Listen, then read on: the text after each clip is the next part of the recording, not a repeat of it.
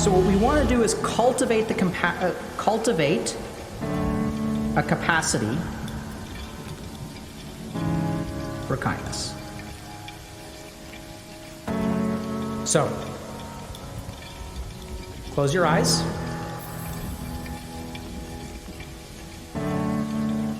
Take a few moments to breathe in and breathe out.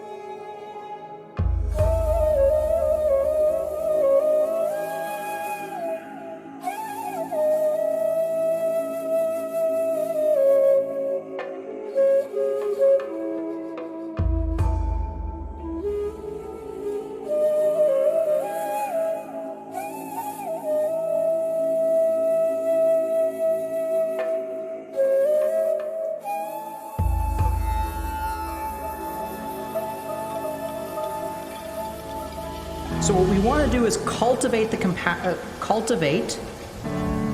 capacity for kindness. So, close your eyes.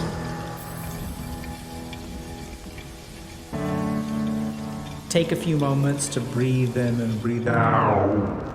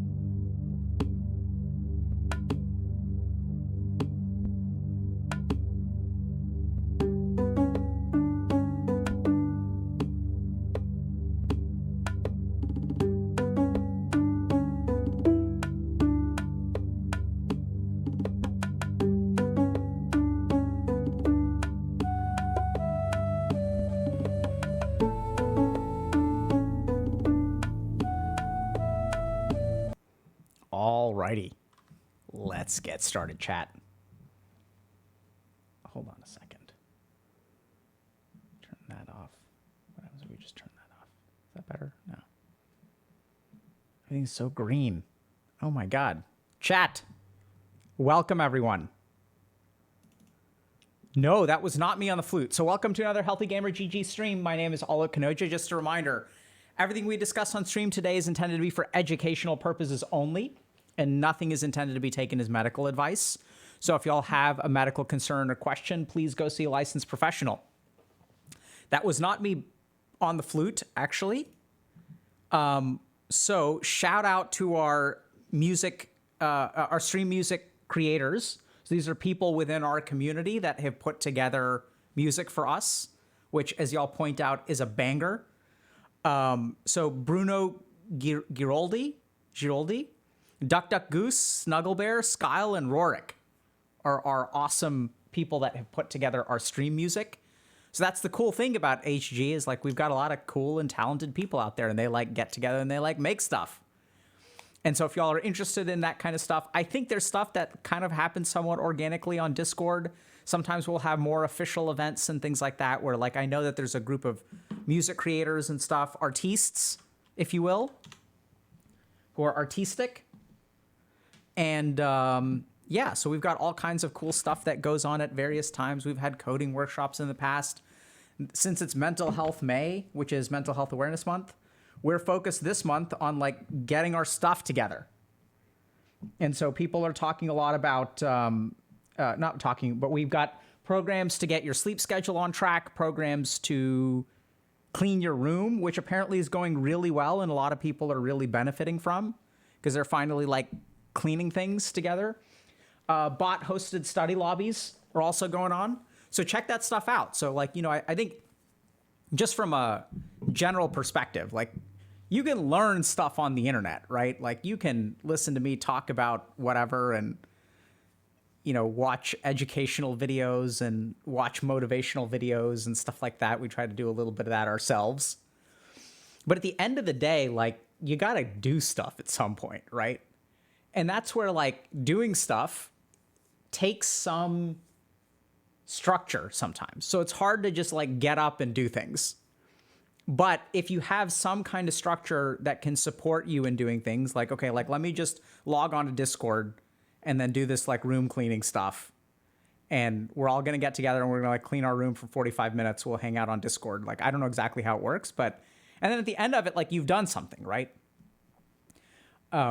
It's so much of what holds us back, especially if you're stuck like I was at one point. It's like you just have so many days that are like completely zero. Like nothing gets advanced in any way, shape, or form. And the problem is that if you're living in this life of like completely 0 days, you feel like anything that you do is never going to be enough, right? Because the mountain of work that you have is so high that everything feels insignificant. But that's kind of the problem, is that like if everything that you do feels insignificant and isn't going to chip away at your pile of work, your iceberg, then it just perpetuates. And so what you have to do is get started somehow, however you can, and recognize that it may feel insignificant. And that's actually okay. Like it's okay for it to feel insignificant. But recognize that just because you don't it doesn't feel significant doesn't mean that it isn't significant. And so you got to start somewhere. And whether you want to climb, you know, a 10,000 foot mountain, 20,000 foot mountain, or take 10 steps, the first step you take is always the same. Like you just have to take steps. And so what I really love about the Discord and the community is that like, that's where we help people take steps, right? We also do that through coaching and stuff in a more personalized or group way.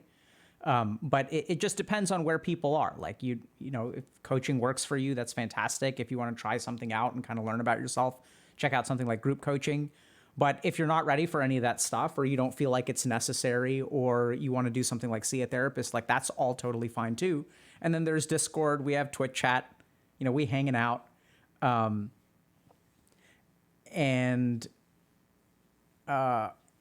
know, that's just what we do. So there's informational stuff, educational stuff, entertaining stuff. Kind of if y'all want to put your, you know, toes in the water, without jumping all in into transforming your life. Oh my God, I need to transform my life. Sign up now and transform your life. One day we're going to do something like that, I'm sure. Yeah.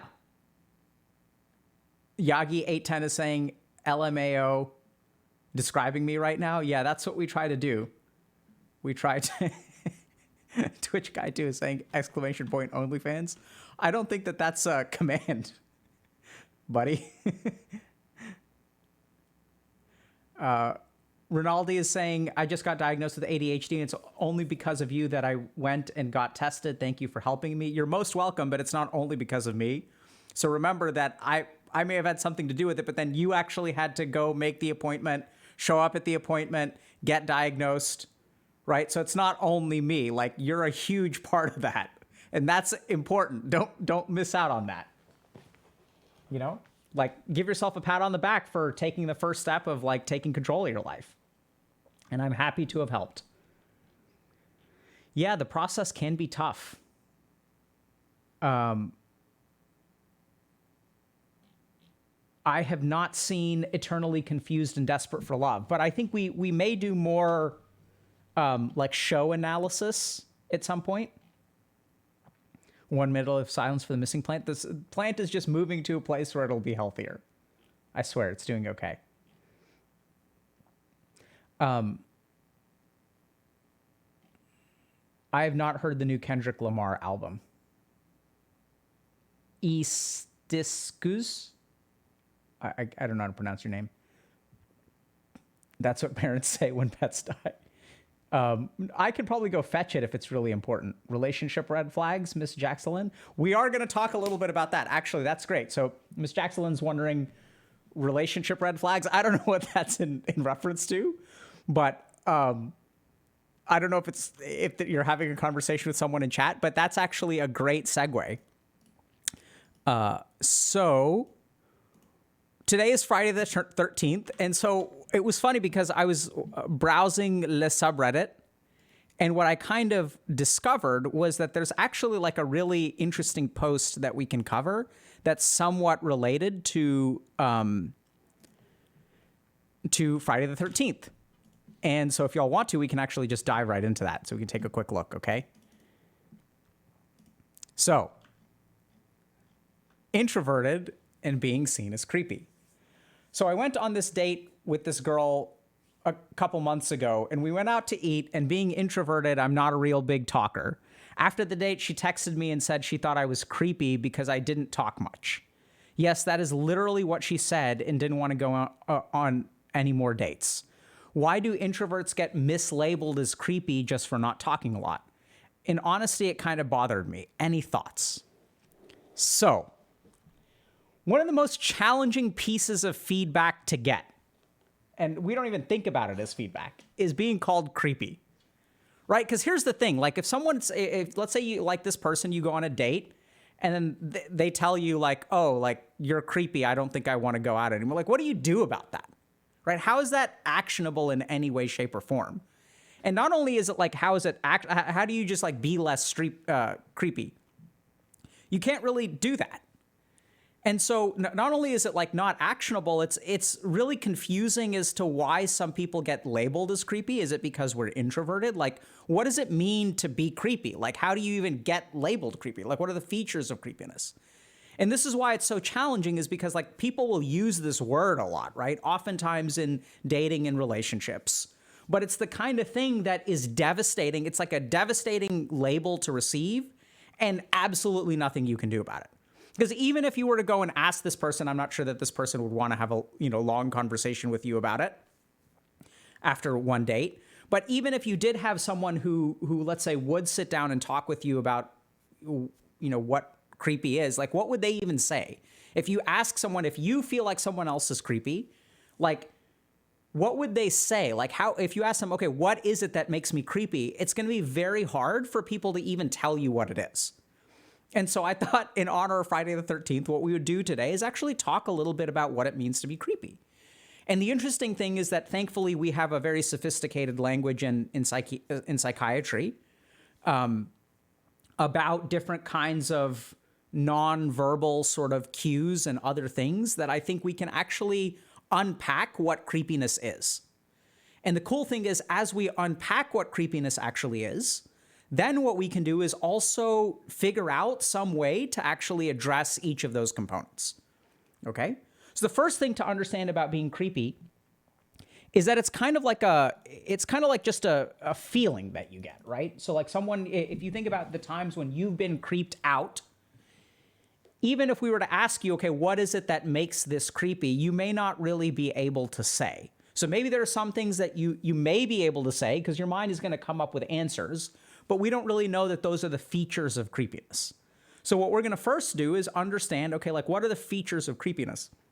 And if we can kind of break down what are the features of creepiness, then we'll get an avenue if you've been told that you're creepy before, or you have a friend who's creepy and like doesn't really, is having trouble socializing, then, you know, like maybe you can give them some feedback that's a little bit more constructive. Like we can help ourselves and potentially help other people. The other cool thing about it is that even if there are people that we feel are creepy, maybe we can give them some more formative feedback to try to make the world a better place.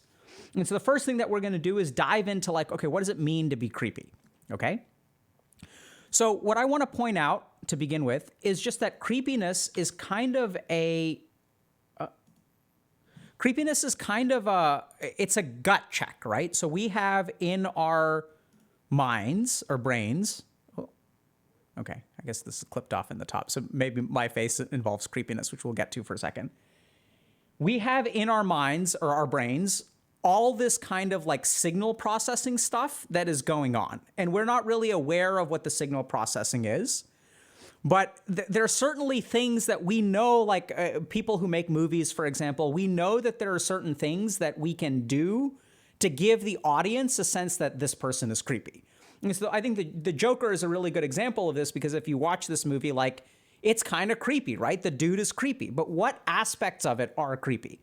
Because some people, like as we saw in our subreddit post, they sort of say, like, I'm an introvert, therefore I'm creepy. No, it's not like that. Introversion, if you really look at the original definition that Carl Jung, I believe, came up with, it's not about being quiet or shy. That's not what introversion necessarily is. It's about whether you get drained or energized by interacting with other people.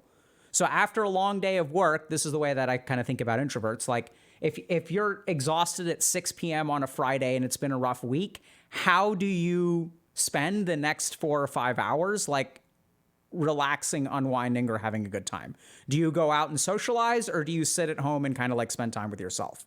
So when you're like regenerating your mana bar, do you spend it with people or without people? And that's a good example. I think that's the best kind of description of introversion versus extroversion. And a lot of this other stuff like shyness or like, you know, not being able to relate to people and other stuff, that's all completely different. Okay. So now if we look at the Joker, the question sort of becomes, okay, what are the features that are involved that make this creepy? And so the cool thing is that we've done research on this kind of thing. And what people have discovered is there's this thing called the uncanny valley. So if something like looks human-esque, but doesn't look human enough, we kind of consider it creepy, right? So this is where the brain sort of decides that, okay, like this is not a human, therefore I'm not going to judge it in kind of a, I don't need to judge it at all. Like it's not human. There's nothing I need to be afraid of. Oh, okay. Let me move my camera actually. Hold on. Move it over here. Okay. So I will just be part of, I'll be part of the slides.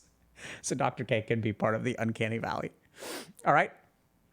So if we kind of look at this, actually, you know what would be better? It's probably if we just did this. How about we do this? Okay, easier. So if we look at this concept of the uncanny valley, what we see is that there's this sort of like, there's this ratio between familiarity and similarity. And there's kind of this interesting place where we're like not too worried about things if they don't look human. And then if they look superhuman, we're not really worried about them either, or like just a regular human. But then there's this sort of like lack of humanness that our brain assigns a creepiness value to.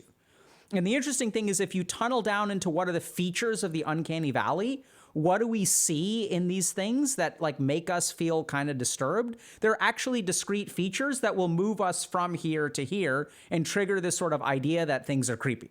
So if you look at this, like what about this picture makes it creepy? What about this makes it creepy? Right? What do y'all think? Right? It's disturbing. And so then there's also other things that as we kind of look into creepiness and stuff like that, what we'll kind of see is like, this is just kind of frightening, but there's certain features that get kind of changed a little bit, and like that's what makes it creepy. But the key thing here is that there are certain features here which actually like make it creepy. So let's kind of tunnel down into what is it that makes all of these things creepy, okay? So the first aspect of creepiness is, okay, so we're going to talk about a couple of different, before we dive in. So let's just kind of recap what we've done so far. So sometimes you'll see something, right? I'll be walking down the street and I'll see something and then I'll think that is creepy. So let's say I'm walking down the street and you see like someone who's homeless. And this is where like homeless people oftentimes evoke a creepiness or fear response from people walking down the street. And the question is like, why is that, right? So even when I was in training, one of the key things that one of my mentors or teachers once taught me is they were trying to tell me like, okay, if you're trying to figure out if someone is depressed or someone is psychotic, there's a very simple, what they called a limbic test. So it's kind of like trusting your brain instincts about whether this person is depressed or whether they're psychotic. And the test is, if this person were sitting on the subway and there was one seat open on the subway and the seat was right next to this person, would you sit down next to them or not? And if you would sit down next to them, they're depressed. If you wouldn't sit down next to them, they're psychotic. And it's kind of like, it's not precisely true. It's not, a true scientifically validated test. But it's a really interesting perspective because there are some things that our brain is interpreting about other people. There's certain features which our brain is keeping track of, which make us like hesitate with some people and make us not hesitate with other people. So the other interesting thing is that we can lean on a couple of different areas of research. So one is attachment theory and some of those things in terms of child development. And then we can also look at research in schizophrenia, because oftentimes, if we're talking about psychotic disorders and oftentimes what makes people who are homeless like difficult, like frightens people kind of instinctually, there may be all kinds of different biases and things like that, which I'm not saying that those don't exist and this is entirely explanatory for it, but there's like something about some kinds of people that set us off. And the interesting thing is that we know through neuroscience analysis of people with schizophrenia what some of that stuff is. Because oftentimes when people are actively psychotic, they creep other people out, right? And like you'll look at someone, you'll be like, that person is on something, that person is high, and you kind of like steer clear, you cross the street. So these are experiences that we all have. And the cool thing is we can do research to sort of understand what's going on, okay? So the first thing to understand about creepiness is what we call fixed affect. So fixed affect is the display of emotion on your face. So when we think about it, like fluctuating affect in a normal kind of way, like a certain amount of fluctuation in your facial expressions calms other people down. Okay. So like, I'll give you guys a simple example. We're going to do it real quick, right? So if I go like this, right, this is great. Now, like, think about how do you feel if I'm doing something like that, right? If I just start smiling, I'm like, hey, how's everybody doing today? There's something about that could be comforting, or maybe you're smiling too. You're like, what is this guy doing, right? And then if I stop fluctuating it,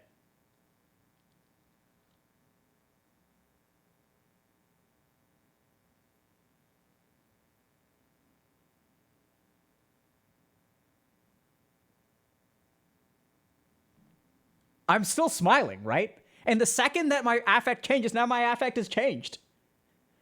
And so all it takes is fluctuation of affect. So as long as my facial expression is changing, and this is where even if you look at if I don't know if y'all have had experience with kids, but the most terrifying thing for a child is when you have a neutral facial expression that they can't get you to react. So if you go to a child, don't do this to children, but just to illustrate it. Like go to a child and you have a completely neutral affect. Like it's not even about smiling. It's about the fact that the affect doesn't fluctuate, right? So I can just do this.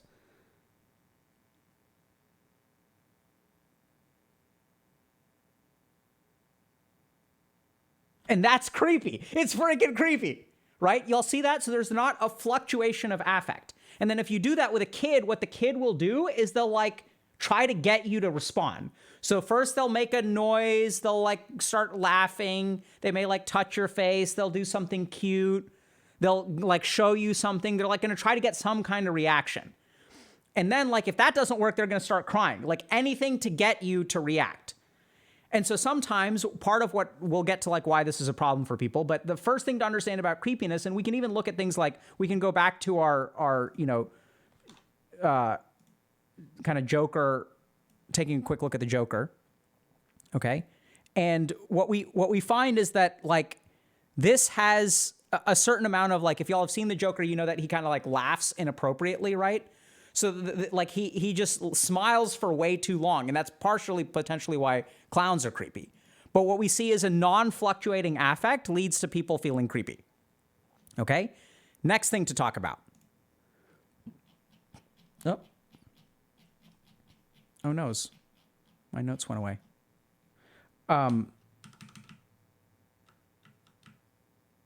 Okay.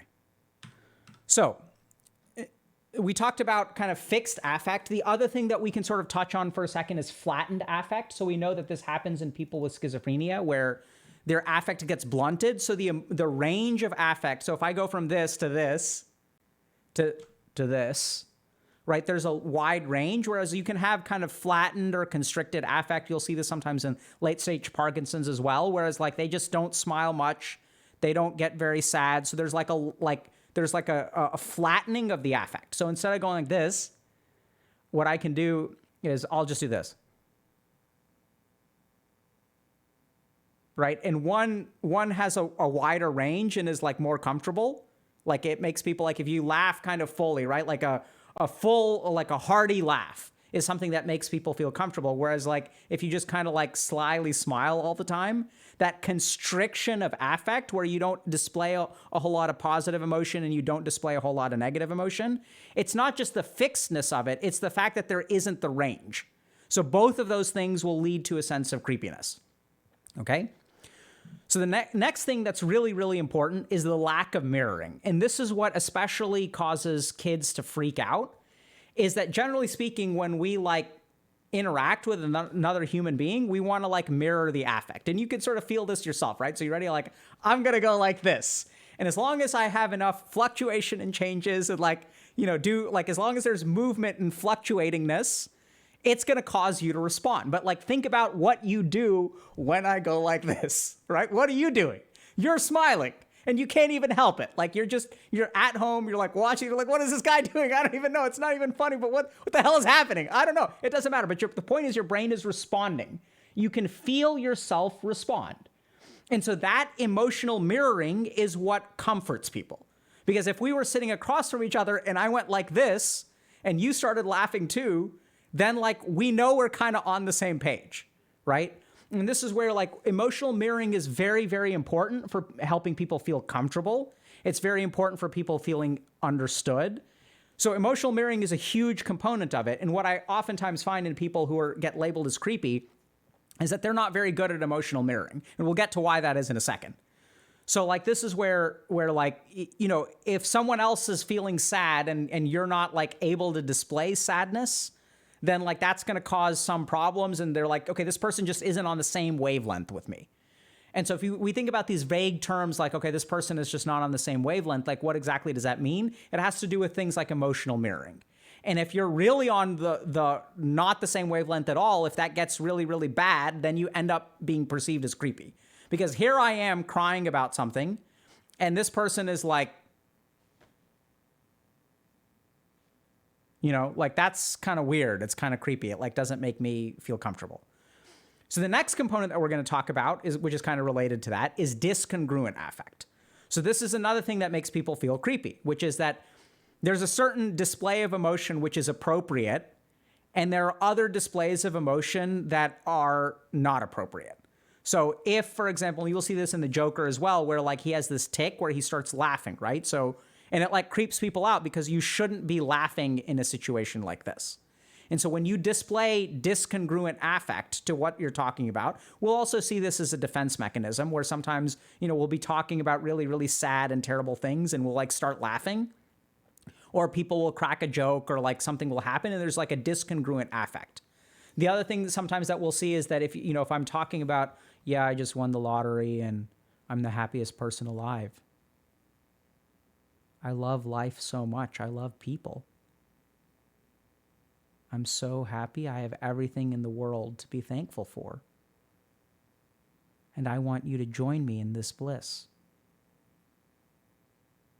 Get in my van and I'll drive you to a place that has endless happiness. Get in my van and we'll go to a place.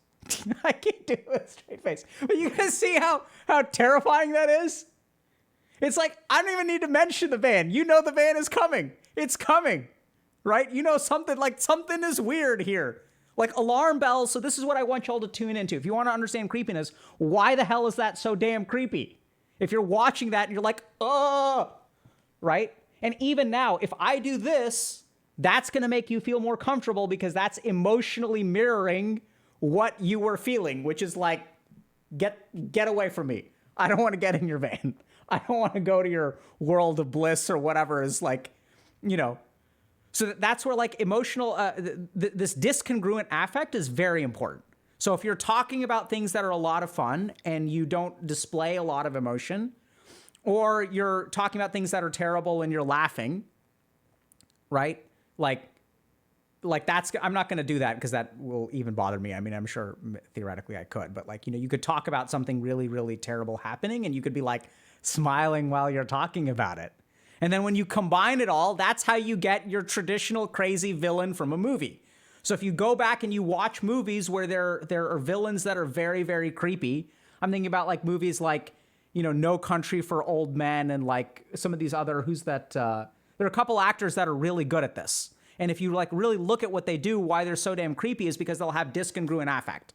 They'll do brutal things to other people without, like displaying any kind of emotion. And that sets us, it like comes across as creepy.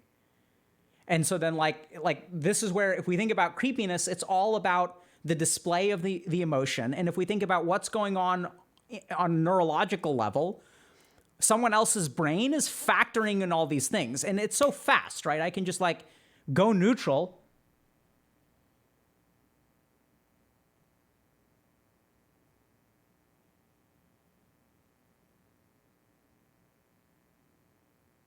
And like it happens instantly. It's like, what the hell is that? And so when you're thinking about, if someone calls you creepy, it's like the reason they can't tell you what's wrong is because it's that circuit of the brain that's active. Now, I'm not saying that you're behaving the way that I am. I don't think people are, hopefully it's not that bad because I'm really doing gigantic caricatures. But there are features of that are going to become really important, which we'll kind of get into soon. Okay? So there's one more thing that makes people hella creepy, which is responding to internal stimuli. So generally speaking, once again, are the empathic circuits of our brain are kind of like attuned to what's going on.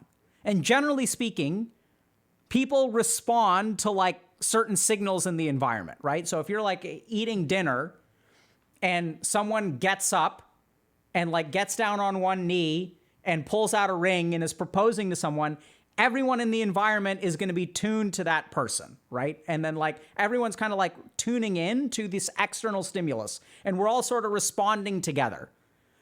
So when we sort of all respond, like when we have this kind of like crowd mentality of responding together, we're like, that's very like emotionally comforting. Even if you think about things like peer pressure, right? Let's all get out our pitchforks. We all rile each other up. And then like, we're all on the same, like we're, stamping our pitchforks and we're like, down with whatever.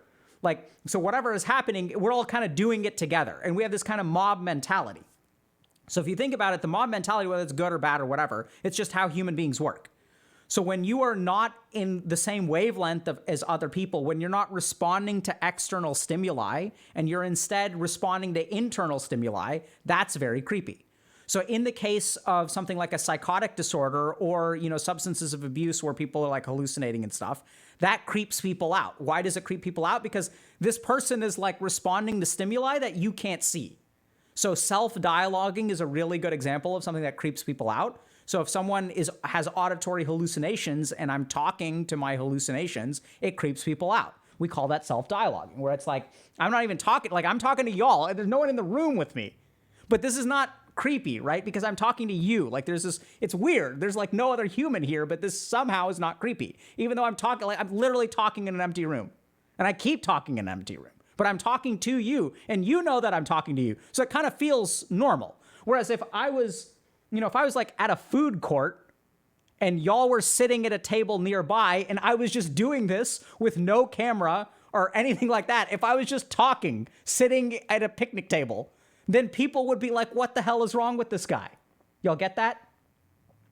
So Iskamog is like, there's no camera. We aren't real. Oh my God. You guys are real copium, Blanese. Oh my God, I'm wrecking myself. But y'all get what I'm saying? Like, seriously, like, I know the memes and stuff aside. Okay, hilarious. No one's real. This is all in Dr. K's head. But you get it? Like, so there's this thing of responding to internal stimuli where, like, when you're talking, in the worst scenarios, this is auditory hallucinations and self-dialoguing, which is when you're talking to yourself, and it creeps people out.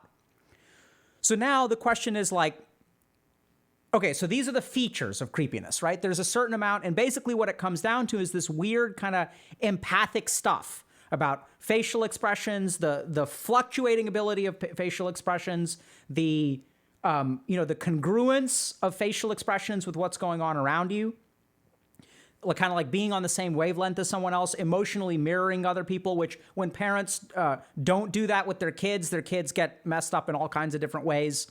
That's all fixable. Don't worry about it if you wound up in that situation. So don't give up hope. But we sort of know that like the lack of mirroring, like, fixed affects, like the lack of fluctuation, all this stuff comes across as creepy.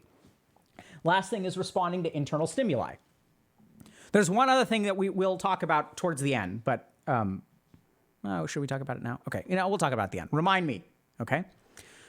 So this is why it's so hard to deal with, because first of all, we don't really know what we're doing, right? You're not really paying attention to like, okay, how much am I fluctuating my face in a 30-second period? Is my face fluctuating a lot, or is it fluctuating a little? And even then, like you guys may have noticed, like this is a little bit creepy. It's not as fun as when I was doing it earlier. And why is that? It's because there's a certain range of affect, and since I'm exaggerating a bit too much, it like feels a little bit creepy, right? And even when I do this, maybe you feel a little bit more comfortable because like now I'm mirroring what you're feeling, okay? So this is what's going on. It's all this subconscious stuff. And this is what's so frustrating about is you don't know what you're doing. Like, am I smiling too much? Am I smiling for too long? Am I smiling when I shouldn't be smiling? These are all the different features of affect which make other people feel creeped out if we don't do it kind of properly, okay? And so then the question is, okay, what do we do about it? So the first thing to understand is that if you try too hard, all of this stuff is going to happen. So that's where people will say, if you're going on a date, just relax, right? Like, don't worry about it. Get out of your head. And why is that really important? Like, sure, that's good to do, but let's understand, what does that have to do with creepiness? If I'm in my own head and I'm over-analyzing, okay, like, how often should I change the fluctuation of my smile? Should I go 20% smile? Should I go 30% smile? Should I go 40% smile? I've been at 40% smile for way too long. Let me go back down to 20%. If that's literally what's going on in your head, how empathically connected do you think you are to the other person? Like, not at all, right? And so this is what we tend to find in people who get called creepy, is a lot of them will have problems like social anxiety. And what does that literally mean? How does that work? What that means is that when you sit with someone, you're not actually attending to them. You're in your own head and you're thinking through a bunch of things. They're telling a funny story, and then you're like busy like thinking about what you just said and like how you don't want to stumble over your words. And so you're not paying attention to the story. And then they kind of like look at you because they just got to the punchline of the story and you're supposed to laugh, and then you didn't realize it. And then like some part of your brain is like, oh, there's the punchline, laugh. And then you're like, ha, ha, ha, ha, ha, ha, ha, ha, that's so funny. And then the other person is like, the fuck was that, right? And so then you become like, if you're socially anxious, instead of interacting with someone, you become like an alien or a reptile in a human's body, trying to interact with them the right way. And you get so caught up in your head that you start forcing, okay, this is when I'm supposed to smile. Like I'm supposed to smile when I first meet someone. So you meet someone at the very beginning, you're like, smile. Execute smile.exe. Hello. I'm so happy to be here right now. It's nice to meet you. And then the other person's like, what the? Right? And they think you're a little bit creepy. So in terms of responding to internal stimuli, I don't think most of us are psychotic. But even if we come across as creepy, the reason for that is because we're literally stuck in our own head. And so the facial expressions that we're displaying are going to be based on this, right? So even if like you're on a date and the other person is having a good time, if you think you screwed up and you should have ordered something else, or you should have let them order first, or you interrupted them, and then you're in your own head, suddenly you're responding to internal stimuli, and they're like enjoying the atmosphere, and some live music just came on, something like that, and they're like, so they turn to it, but you're thinking about what you just said, and you're like, and then you're not attending to the external world. You're responding to internal stimuli. It comes across as creepy, right? So the second thing about affect. So this is where oftentimes people who are creepy will get stuck in some kind of negative affect. Or they'll try too hard and get stuck in like some kind of positive affect, where you're trying too hard to have a good time. And even when I say the phrase trying too hard, it's like, what is that? How do you define that? But y'all kind of know, right? Like you know when someone is trying too hard. And what does that mean, trying too hard? How do you know when someone's trying too hard? It's because they tend to exaggerate affect that becomes kind of non-genuine, and they'll like amplify it artificially. So you're not feeling it internally. So what you do is like you ramp everything up, but then it's not congruent.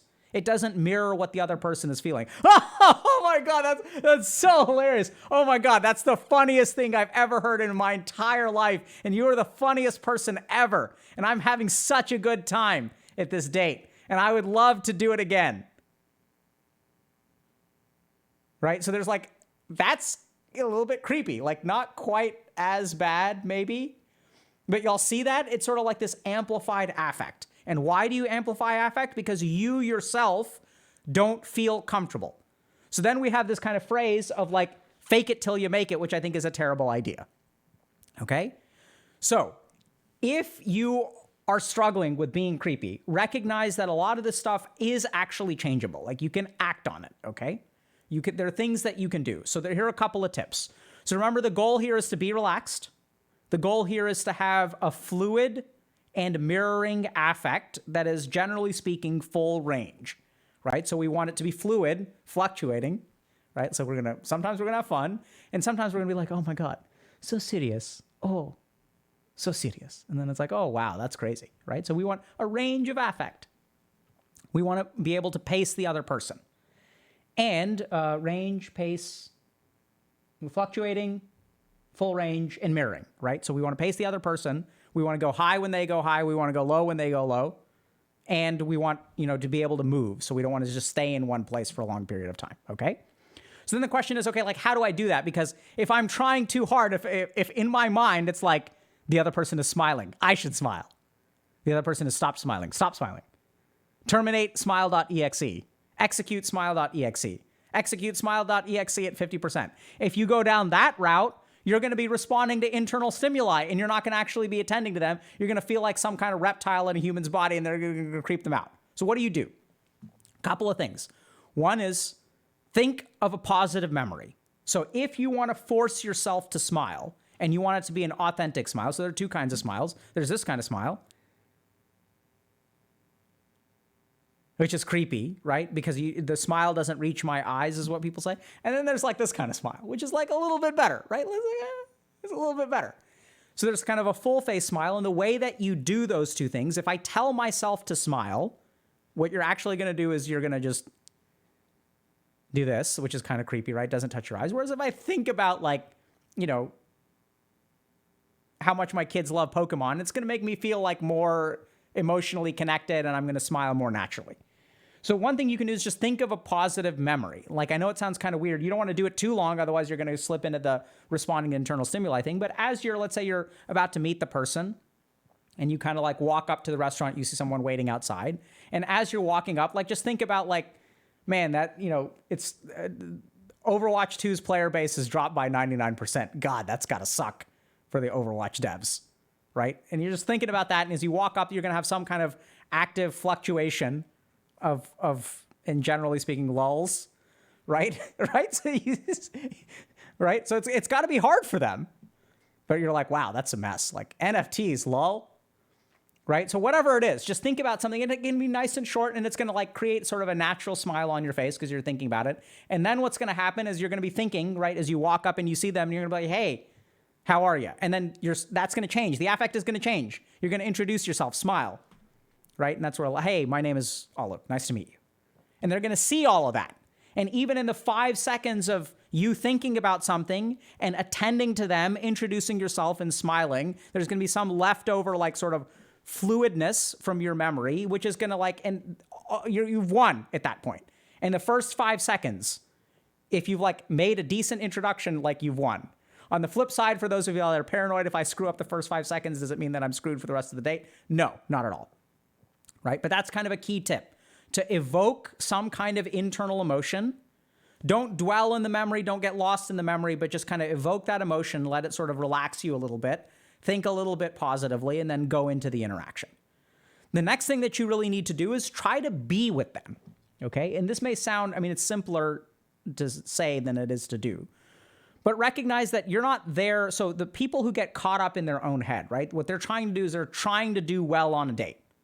So there's like a certain outcome, like I want to be liked. And if you're chasing that outcome, you're not going to be enjoying the date. I want to be liked. I want to be liked. I want to be liked. I want to be liked. Then you're not actually like enjoying the other person's company. You're just trying to get them to like you, which by the way is creepy. We'll get to that in a second. So this is where what I'd really encourage y'all to do is just recognize that this is an opportunity for you to get to know someone and see if this person is worth liking, right? So like this is another human being that has a whole set of experiences that could be good, bad, interesting. They could recommend books to you that you'll really enjoy. They may play games that you really enjoy. They may recommend movies. They may recommend music. You can learn about the world through this person's experience. And if you go on a date, I try to attend to them, right? It's not just necessarily in being polite and trying to be like the nicest guy on the planet. Like, I'm going to be such a nice guy. Like, I'm going to make sure that they have the best and happiest time ever. That's bad too, because then you're sort of forcing a particular kind of interaction where someone is like, oh yeah, you know, the food isn't, my chicken could use some salt. And then it's like, okay, like, do you want me to get a waiter for you? Like, no, let me get some. And then you're like, I want you to have the best experience possible because you're amazing and you deserve the best.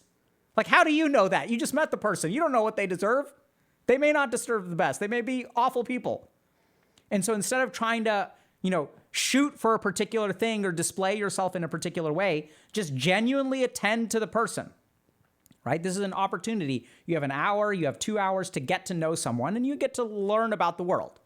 And the more you have that attitude, instead of chasing a particular outcome, either honoring them with your presence or trying to get them to like you, like all of those things are outcome oriented and you're not going to kind of enjoy yourself and you're kind of trying too hard. As you try too hard, all that stuff we talked about affect is going to start to come into play. And then you won't be able to like attend to what they're saying. You're not going to be emotionally mirroring because they're actually okay with the chicken. It's a little bit, could use a little bit of salt. But then when you call the waiter over and you're like, we need new chicken. This is terrible. I don't know how you could serve this stuff. Discongruent affect. Because the person's fine with it. They're like, whatever. I can survive without perfectly salted chicken. And so this is a lot of stuff that people do that they don't realize that they're doing, but it essentially boils down to these things, okay?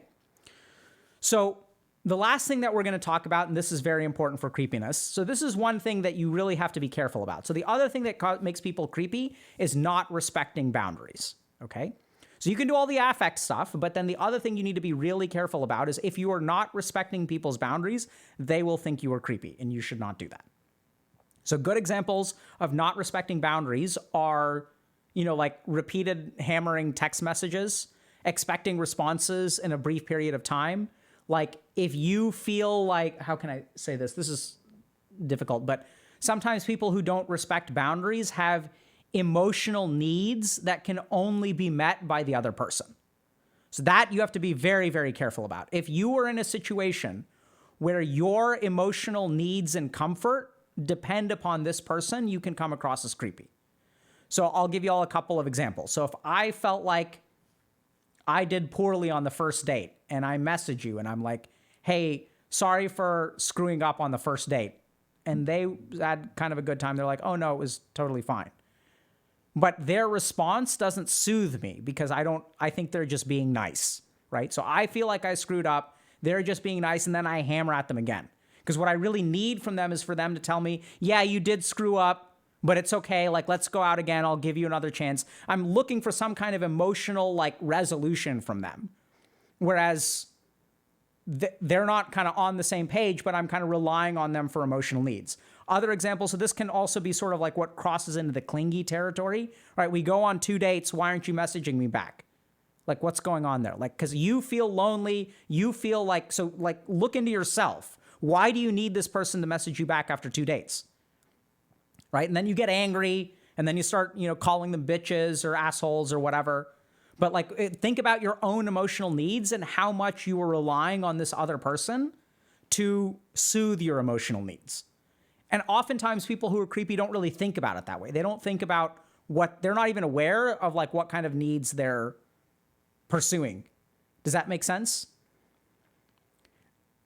Yeah, so loneliness is absolutely, as Rubric Krub says, loneliness is sad and can turn us ugly. Absolutely. And the problem is when it turns you sad and then you depend upon that other person to resolve your sadness. And by resolve, I don't necessarily mean make you feel happy. Sometimes what people are looking for is like essentially abuse, right? They're like, why aren't you texting me back after two dates?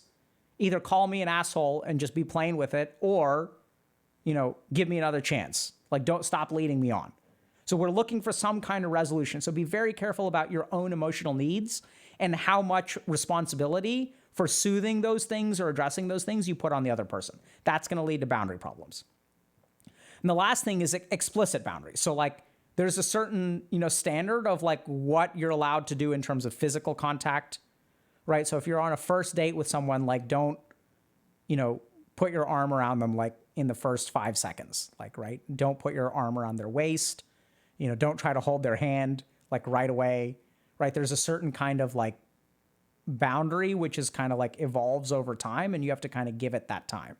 So there's also boundaries, which I don't really understand too well about, what's the frequency of text messages and things like that.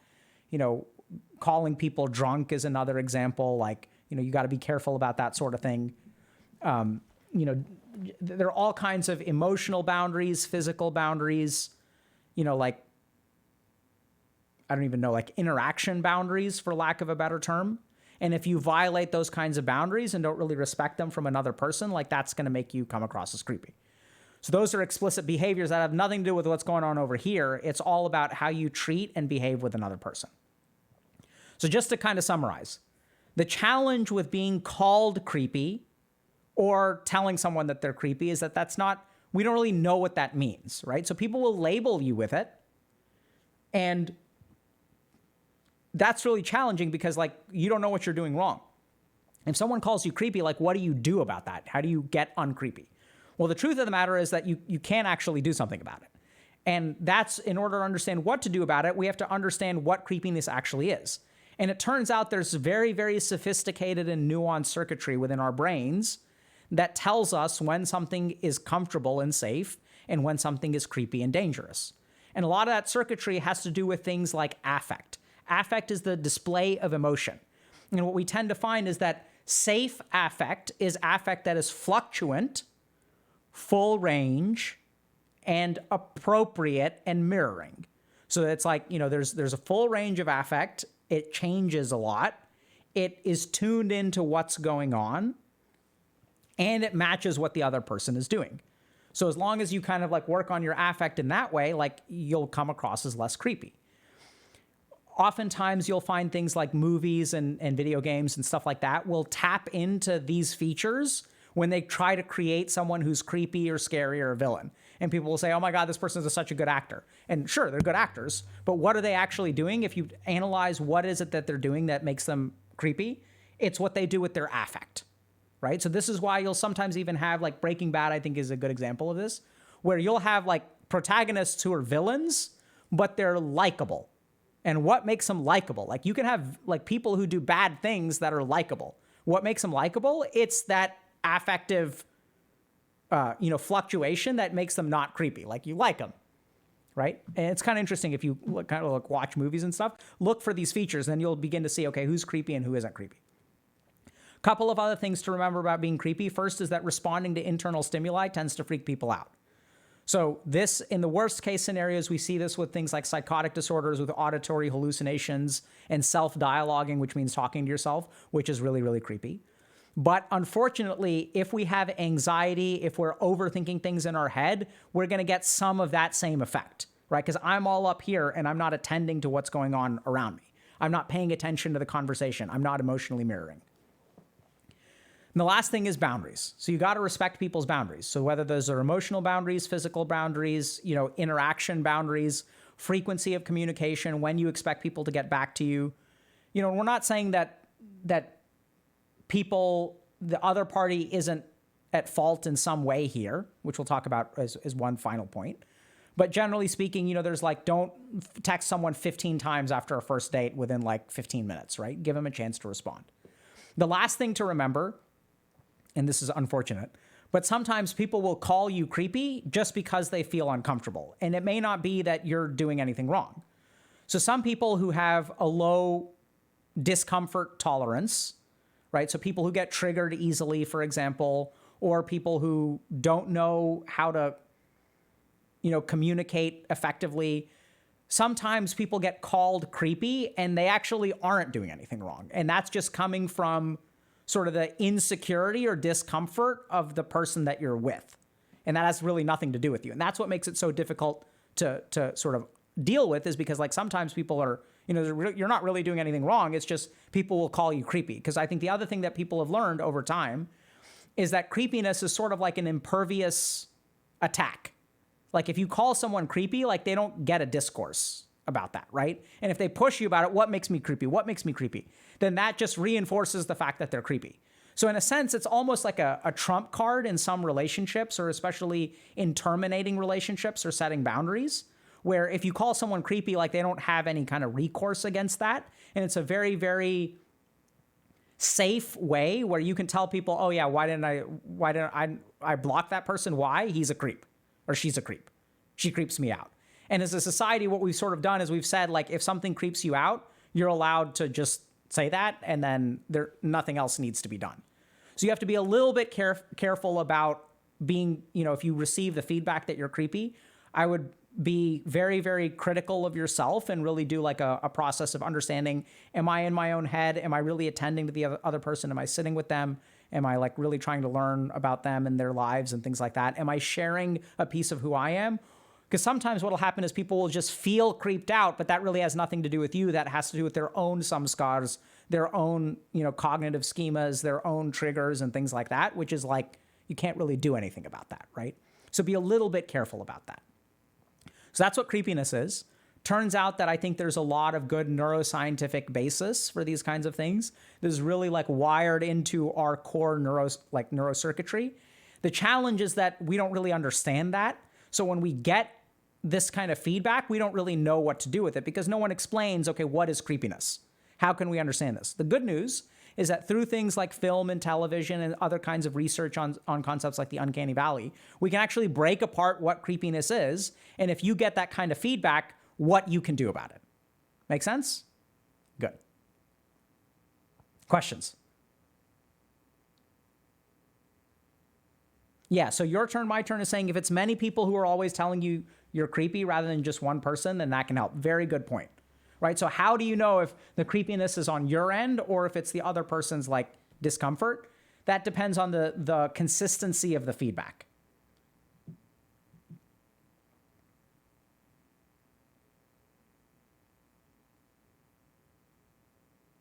What if a narcissist doesn't give a F about the fact that they're creepy?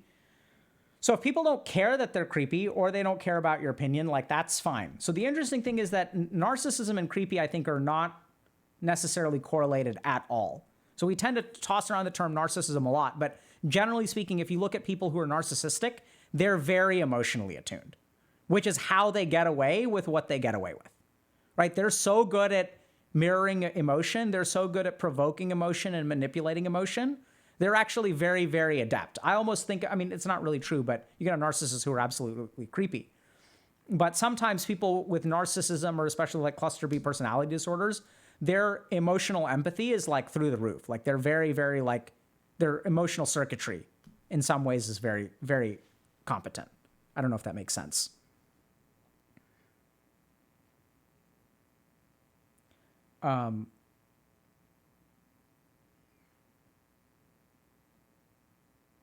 So Acid Army Gaming is, how can you tell what other person considers too much texting? There should be like a safe number in a certain amount of time, right? Yeah, I don't really know. What do y'all think? Like, what's the acceptable? Because I don't, I don't like meet people on dating apps and stuff. So I don't know what the acceptable number is. I don't know what the frequency of texting, yeah. So J.K. Ray is saying, ask them about that. I think that's excellent point. The one thing that you've got to be kind of careful about is that asking too many things about boundaries and stuff early on can be creepy, right? So if we go on one date and I'm like, okay, tell me what makes you comfortable in terms of frequency of texting and stuff like that. Tell me what makes you comfortable with this, with that. Generally speaking, I'm a big fan of just asking people. Yeah, so McThug Fresh is saying, just got to match their behavior, realize when you're striking out. I think some of it's like kind of organic. Asking him about it, I think, is a very good idea. Just to give y'all a sense of how to do that, right? So in kind of a safe way. If it's been a day or let's say you send a text and they don't respond, I would say kind of like, think about it like tennis, where you send something and then they send something back. Although I wouldn't adhere to that rule too carefully. This is where, the second day or third day, if you text them again, it's really tricky because you don't want to say, am I bothering you by texting you too much? Because that comes across as kind of like insecure and stuff like that. You also want to kind of acknowledge, okay, acceptable number of texts per day after the first date. So people are saying like 1 to 5. I would have put a lot of difference between 1 and 5 even there, but you can text them, like I'd say like once or twice. And then if a couple days go by, I'd say you can text them again. And then like maybe with that second text, or with the third time you text them, maybe not the third actual text, but the third time you text them, I would sort of check about their frequency of texting. So texted you a couple times. I don't know if you're busy or whatever, like that's cool. Just curious. I mean, do you want me to should I try again, or are you just busy, or like what's going on? Cool either way. I know people get busy. I'm like, I'm happy to hit you up next week if things are busy for you right now. And then if you don't get an answer to that, then I would let it go. Right? So you can sort of let people know. So this is where, just to give you all an example. So sometimes I'll have patients who are late to appointments. And generally speaking, when I have appointments, it's like, I have a 10 a.m. appointment, I have 11 a.m. appointment. If 10 a.m. shows up at 10:15, I'm not going to go late into my 11 a.m. appointment who's on time. So if they show up late, we get less time. So if that happens a couple times, I'll talk to them about it. I'll just be like, so help me understand. So I've noticed you've been late 2 or 3 times. What should we do about that? Because, I think we're doing a lot of good work. I'd love to be able to work with you for the full hour. So is this the kind of thing, like, should I just mentally schedule 15, should I assume that you're going to be 15 minutes late to every appointment? Because I can schedule that accordingly. Or, are you going to show up on time, or so sometimes what I would do is have patients who are sort of like late off and on. I'd schedule them at 11 o'clock, and then I'd have lunch from 12 to 1. And I'd sort of mentally account for, okay, the chances are they're going to be 15 minutes late, and then I can run into my lunchtime a little bit and get a little bit of work done at 11. So I can sort of mentally prepare for it, but you just have a conversation about it, right? What should I expect from you? And that's where that's a really good non-judgmental way to do it, right? So you're not saying, I want you to do this. You need to text me back, because if you do that, that's going to be creepy. But asking people, like, what are the expectations here? Like, just tell me what the rules of the game are. I'm not saying that they need to be a particular way. I'm not asking you to change them. I'm just trying to figure out what are the rules of the game.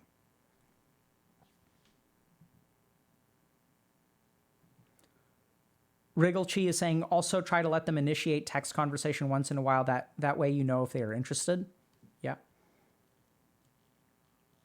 How could someone work on incongruent affect? That's a really good question. Arifon123. So the first thing to understand about incongruent affect is that some of it is like a healthy, normal adaptation. So even if y'all watch the interview with Iron Mouse, I think that's a good example of sort of like incongruent affect, which we see a lot. It's very normal for people to laugh when they're talking about like terrible things happening to them, right? Because it's a defense mechanism. It's humor. So sometimes incongruent affect is just a consequence of a defense mechanism. And so if that's the case, then like you just need to be aware of that, right? And then like sort of ask yourself, why can't I sit with this emotion the way that it is? Like what makes it really uncomfortable for me to, sit with this? So also joking, sometimes with my male patients, we would sometimes talk about, when we have some heavy emotional experience, one of us would crack a joke. And sometimes they would be dick jokes. And so instead of actually making the dick joke, what we learned to do is say like, okay, now feels like one of those moments where, a dick joke would really cut the tension. And then we'd kind of laugh about that. And then we wouldn't need to make the joke anymore because we're acknowledging a little bit. And then we're going to stay in that kind of negative space. Does that make sense?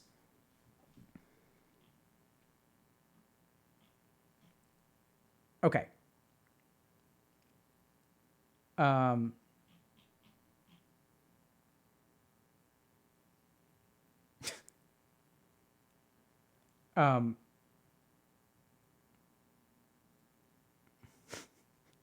Okay. Yeah, I guess as to be expected, people did not really. Okay, let's move on. Dr. K, Aria Maki, Dr. K is speechless. Good job, y'all. Yeah, absolutely. I was trying to decide. So this is one of those things where like, sometimes I'll like look at chat and it's like, okay, should I address this or should I not address this? And this is one of those things where it's like, sometimes, like if you're playing a game of chess and you lose a piece, you just got to understand that if you try to keep fighting that battle, you're just going to lose more and more pieces, right? It's like sometimes you just got to take the L and move on because that's not a battle I'm going to win. And then I was debating, okay, like what are the odds of like actually, but I think the truth of the matter is I think y'all know, I think the community is actually, how can I say this? Y'all pretend to be far bigger degenerates than you actually are. It's almost like instinct or reflex at this point. It's not instinct, it's reflex, right? It's conditioning. It's like, oh, Dr. K said dick joke. Must respond with emote. And y'all know what I mean. I think you understood what I was trying to say. And then if y'all want to, that's okay. Like, that's just how it works, okay? So it's fine. Right? That's our dick joke. Y'all get that? It's like when I say something, it's like, that's the way that you manage the tension. If someone makes a great comment, cut the tension like a circumcision, like that's hilarious. Right? But that's just our dynamic. So this is where, when we're talking about mirroring affect and stuff like that, right? So regardless of the context, if Dr. K uses the word dick, like we have to respond in a particular way. And that's our social contract, which is fine. So I was just like working through that in my head a little bit. But do we want to,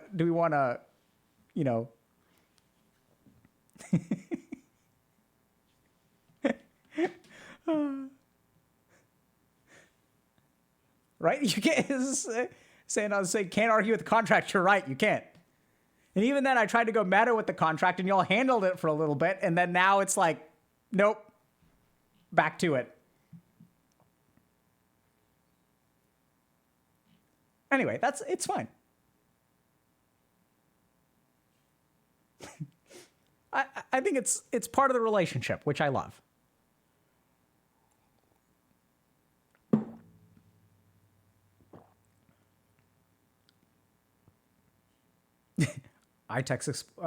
It explorers or ITEX explorers. It explorers. You ruin everything for me. I apologize. Okay, moving on. All right. Okay, so we've got, give you all a choice. Let me see if I can do, maybe we can do a poll if mods are around. So we've got two options. This is taking longer than I thought.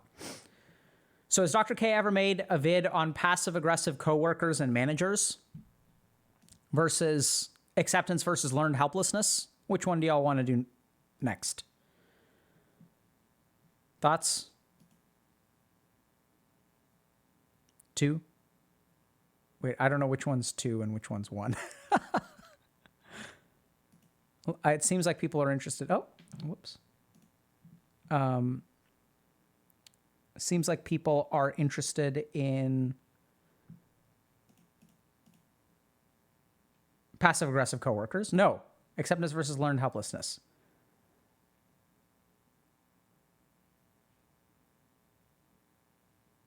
Okay, we can do acceptance versus learned hopelessness. Okay, so let's move on. Okay, so acceptance versus learned helplessness. How can one distinguish between the two? No. Yeah, so this is it's a good question. So a lot of people will wonder a little bit about, okay, what's the difference between acceptance and learned helplessness? So let's kind of talk about this for a minute. The first is, what we want to do is, so let's think about this. So some time ago, some psychologists really coined a very interesting concept, which is learned helplessness. And learned helplessness is this idea that over time, you learn to be helpless. So generally speaking, when we face challenges, it is the natural human response to try to overcome that challenge and succeed in some way. So in the face of adversity, we're going to rise up to the challenge and we're going to learn how to beat it. What's happened though is that some people learn over time that there's no way to win. So we'll see this in cases of complex PTSD or CPTSD. We'll see this in a lot of other cases of abuse or trauma or things like that, where you kind of learn that resistance is futile, right? And so oftentimes you'll see this in cases of domineering parents or things like that, where you sort of get divested of your own power and your own agency. And so then when you get faced with a challenge, what happens is instead of trying to rise above the challenge and address the challenge and things like that, what you end up doing is just giving up, right? And so what happens with people with learned helplessness is that they learn to give up very, very easily. And so if something doesn't work right away, you just kind of you just sort of give up. And now recently what's sort of happened is there's been a big push for something called acceptance. So even in psychotherapy, for example, there's a kind of therapy called acceptance and commitment therapy, or ACT, which is sort of rooted originally in cognitive behavioral therapy. And then what they sprinkle in is this Eastern concept of acceptance, which is that you have to accept what's happened in life as opposed to focus on changing it.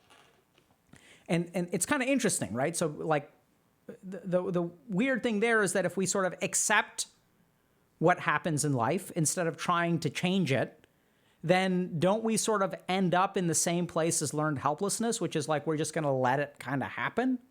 And so this is a really common question and can be quite confusing, right? So if I accept something, how does that help? Isn't that the same as not doing anything about it?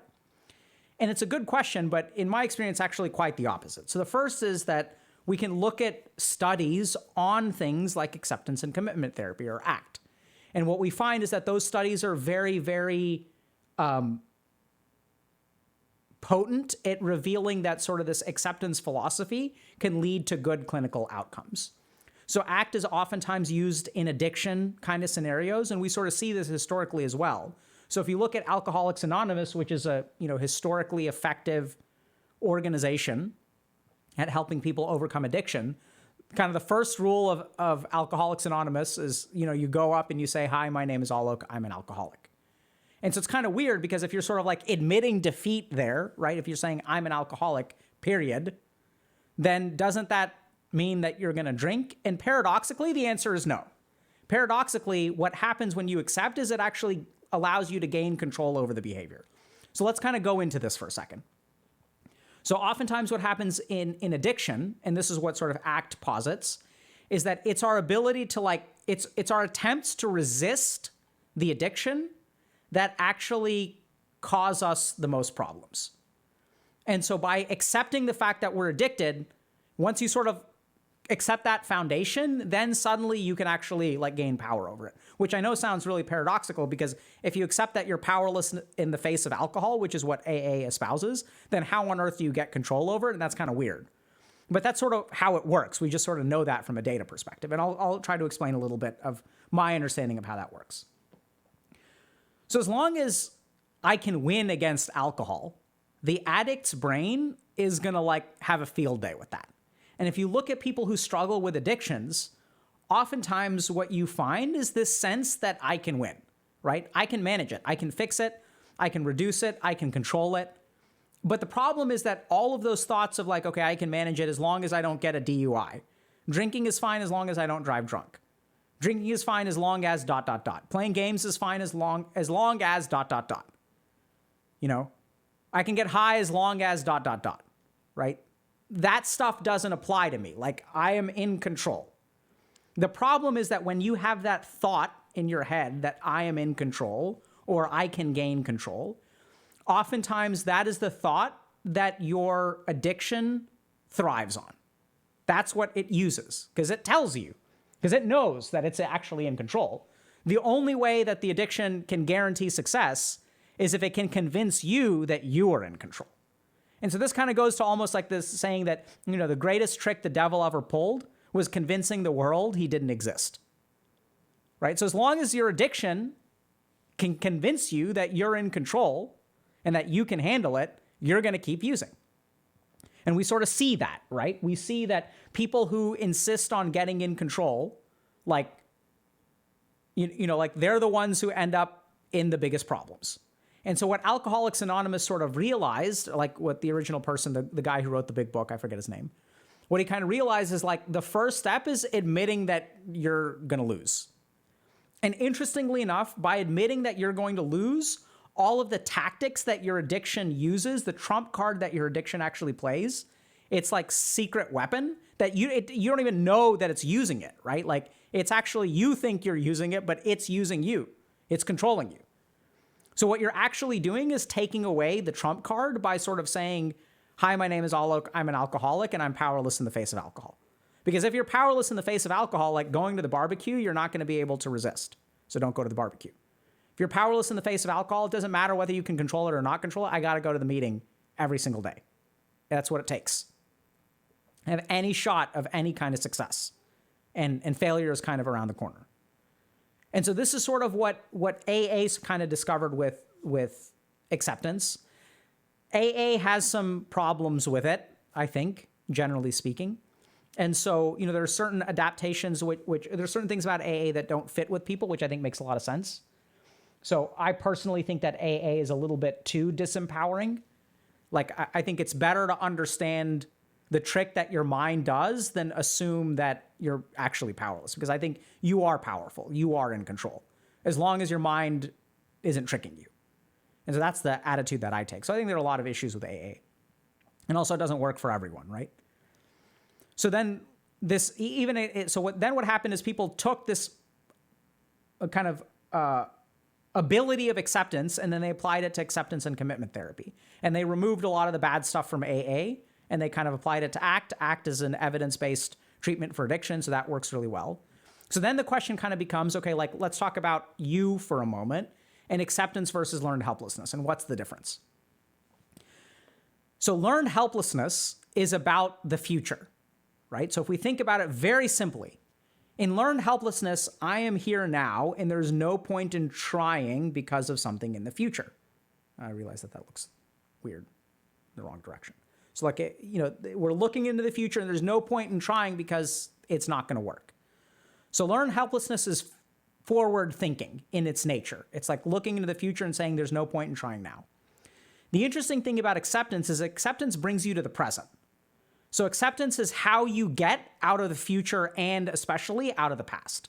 So a lot of times what will happen is, until you accept what has happened to you, you're kind of stuck in the past. You're like engaged in contrafactual thinking, which I don't know if y'all remember we talked about, but our mind has this ability to go back into the past and hypothesize a different set of outcomes. If only I had ... So when you're struggling in the present, sometimes what the mind does, it goes into the past and it starts thinking, if only I had ... If only I had studied harder, only I had taken classes seriously, if only I hadn't dated this person, if only I hadn't done this, then I wouldn't be in this scenario right now. And so what your mind actually spends its time doing is, instead of focusing on the present and focusing on what you can do to get out of this, all it thinks about is what you should have done differently to avoid the situation. Which, if you think about it, is cognitive energy that will never help you, because you can't actually go back into time. It's like all of your problem-solving energy is going to rewrite the past, which is physically impossible, instead of trying to figure out what to do in the present. So this is where acceptance comes in. So acceptance sort of takes all that crap from the past and then takes all that crap from the past and then kind of like lets it all go. And then you kind of accept where you are now, right? So if I accept, I'll say, but I didn't take it seriously, right? I did end up dating that person. Or in the case of something like grief, like that person did pass away, right? I did lose a loved one, and that I have to accept that. Because until you accept that, you're kind of stuck in that past. If only I had done this, if only I'd done this, if only I'd done this. And that's part of the grieving process. So we also know that the grieving process involves acceptance, and that, generally speaking, is a healthy thing to go through.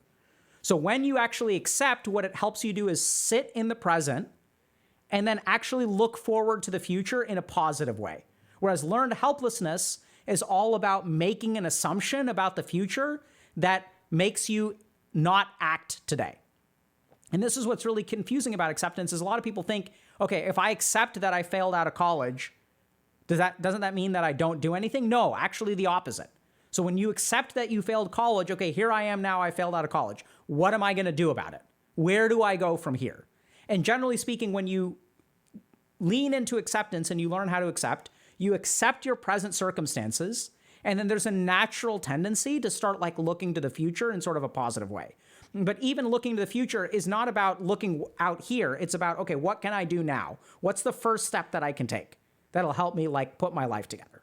And that's what acceptance entails.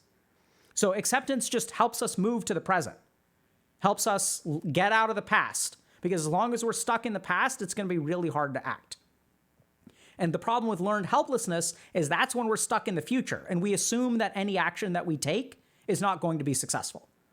But just because I accept that in the past I have failed does not mean that I'm going to continue to fail, right? And this is what confuses a lot of people, is they assume that, okay, if you accept that you are a failure, no, that's not what you accept, right?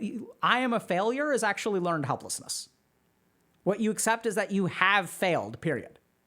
And that if you had done things differently, sure, you could have changed stuff, but you can still do things differently now, right? You still have a choice now. And how you choose to live the next day of your life, the next hour of your life, the next month of your life is still up to you and under your control. And that comes through acceptance. So a lot of this stuff is like all about developing a present focus. And this is what yoga essentially discovered. All this stuff is rooted in yoga. All this mindfulness stuff, DBT, ACT, it's all rooted in yoga. And I'm pretty sure that's a historically accurate statement. I imagine I'm biased there, but also it seems like it's pretty historically accurate.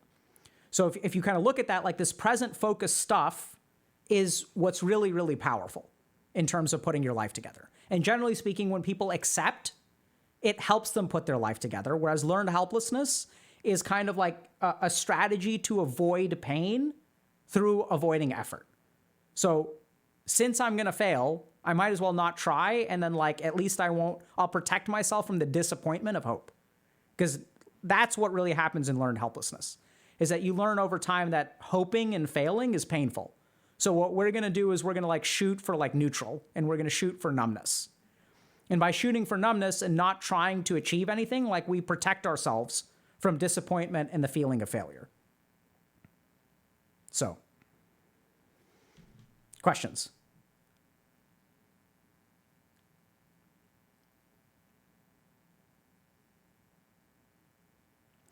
Can acceptance be used with obsessive thoughts? How do I use it? Great question. This is why I love yoga. So what yoga would say is accept that you have obsessive thoughts, right? It doesn't mean that you have to agree with the thoughts, but you can accept that your mind is obsessed with something. And you could say, this is just the way that my mind is, right? So like sometimes if you got an old war injury and when the weather gets cold, your war injury aches. That's just what it's going to do when the weather gets cold. When it gets damp, my bones ache. And is that unfortunate? Sure. Does it cause you some degree of pain? Absolutely. Does it suck for you? Yes. And you can just kind of accept it. And so oftentimes what I do when I'm working with people who have obsessive thoughts is that they can sort of, with detachment, learn to accept that their mind produces obsessive thoughts. And by doing that, what you actually do, the problem with obsessive thoughts is that we get caught up in them, right? We start to think that our mind is correct. We start to think that our thoughts are facts. This is in cognitive behavioral therapy, what's called thought fusion. In yoga, it's called attachment. And so the solution there is to detach from our mind and just acknowledge that like there's a difference between I want a hamburger and my body wants a hamburger or my mind wants a hamburger. Right? There's some distance that you can gain from. And especially when I work with people who are psychotic, that works very well, delusional. And it's like, I have no idea whether you're correct or incorrect with your delusions. It's not my place to say. I'm not the arbiter of truth. It's fine for your mind to produce these thoughts. The question is, do you want to act in accordance with the thoughts that your mind produces? Yes or no? And that applies for delusions. It applies for anxiety. It applies for insecurity. That your actions and how you behave does not have to be in accordance with those thoughts. You know, when I work with people who are delusional, what they tend to discover is like, that works really well if they practice it and they give it a shot. And they may sometimes feel terrified if they think the FBI is watching them. It's like you can't convince them by nature of their illness that their FBI isn't watching them. I can't give them proof. And who knows, like maybe the FBI is watching them. I actually had one case of someone that was actually being followed by the FBI, as it turns out. Right? So you have no idea what's going on. It's bizarre, I know. So, but the point is like the question, at least, you know, when I'm working with a patient like that is like, do you want to keep the FBI watching you from leaving your house? It's like, if you leave the house, like forget about whether the FBI is watching you or not. Do you want to leave the house or not? Well, I hate being at home. Well, like, do they watch you at home? They're like, yeah. All right, so then go out anyway. Like, if they're watching you, might as well go to a park and hang out and have a good time. And then eventually someone's like, oh, okay, I'll try that. And I'll be like, how'd that go going to the park? And they're like, well, you're right, the FBI followed me. And I was like, I'm not sure I ever said that. But, you know, at least I had a good time. I was like, cool. So you going to do it again this week? They're like, yeah, I'm thinking about going out again this week. I was like, great. Right? So you can detach from your thoughts. And that's very possible. It's hard, don't get me wrong. It's not easy. It takes effort, and this is where things like practices like meditation, even doing things like psychotherapy can be very helpful. But you can absolutely detach from them. Yeah, so it looks like there's some, I'll be fresh as hell if the Fed's watching, Chains the second, and I see like two people, Knight and Julk, are both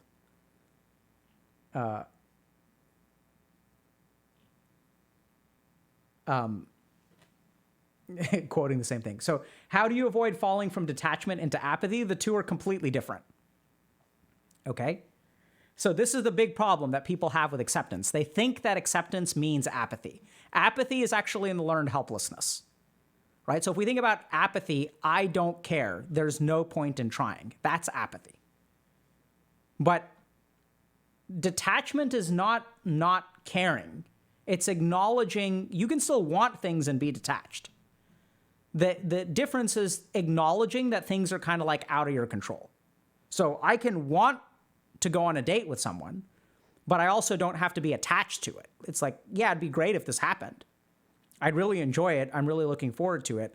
And at the end of the day, there are 1,000 reasons why it may not happen. And if one of those things comes to pass, so be it, right? Like, life is the kind of situation where you don't get everything that you want. And then if you go into learned helplessness or apathy, so then why bother trying? No. That's where you cross the line. right? So this person didn't want to go on a date with me, which is okay. Am I disappointed? Sure. It would have been awesome if they were willing to give me a shot. And there are other fish in the sea, right? So I don't have to let it get me down. I can try again. There are lots of different options out there. I can also have a fruitful weekend if this person, if I'm not going to go on a date with this weekend, I can go hang out with my friends. I can play some D&D. I can do all kinds of stuff. So that's where detachment comes in.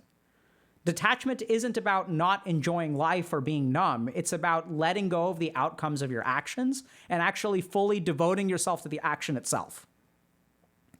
And this is where, like, even when I work with medical students, a lot of medical students are very interested in getting A's because that's what they've been conditioned to do their entire life. Middle school, A's. High school, A's. College, A's. Applying to med school, I've got a 3.98 GPA. And are they so resentful it's not a 4.0? And then they wind up in med school. And eventually I have to have a conversation with them about, your grades don't matter. I don't think you get it. A few years from now, you're going to be in an elevator and someone's going to have a heart attack. Are you going to be able to save that person's life or not? Who the hell cares whether you get an A or not? I don't think you understand. You're here to learn medicine. So learn medicine and forget about the grade. Recognize that what we're teaching you will either save lives or you won't learn it well enough and you may not be able to save that life. That's what you should focus on.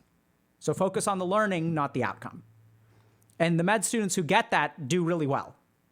Paradoxically, once again. Right? Because then they focus on learning the material, which tends to translate into doing well on the tests. But they're learning the material for the sake of learning the material. And so it's that same kind of thing. It's really tricky. It's subtle. But detachment and apathy are the opposite. Apathy is not caring in the sense of numbing yourself, whereas detachment is about acknowledging that there's only so much that you can do and then actually giving it your all. Because usually people who are detached can give it their all. Because once you free yourself from all the shame and all the other crap, then you can just focus on the thing. Right? I can ask this person out and it's because I'm looking for a relationship and I'm going to give everything that I can to this relationship. And if it didn't work out, it didn't work out. So be it. I can't control another person's behavior. I can't control the circumstances of their life. But I gave it everything I could, and the next time around, I'm going to do the same damn thing. So detachment paradoxically allows you to live life with the opposite of apathy. And it sort of protects you against a lot of the suffering.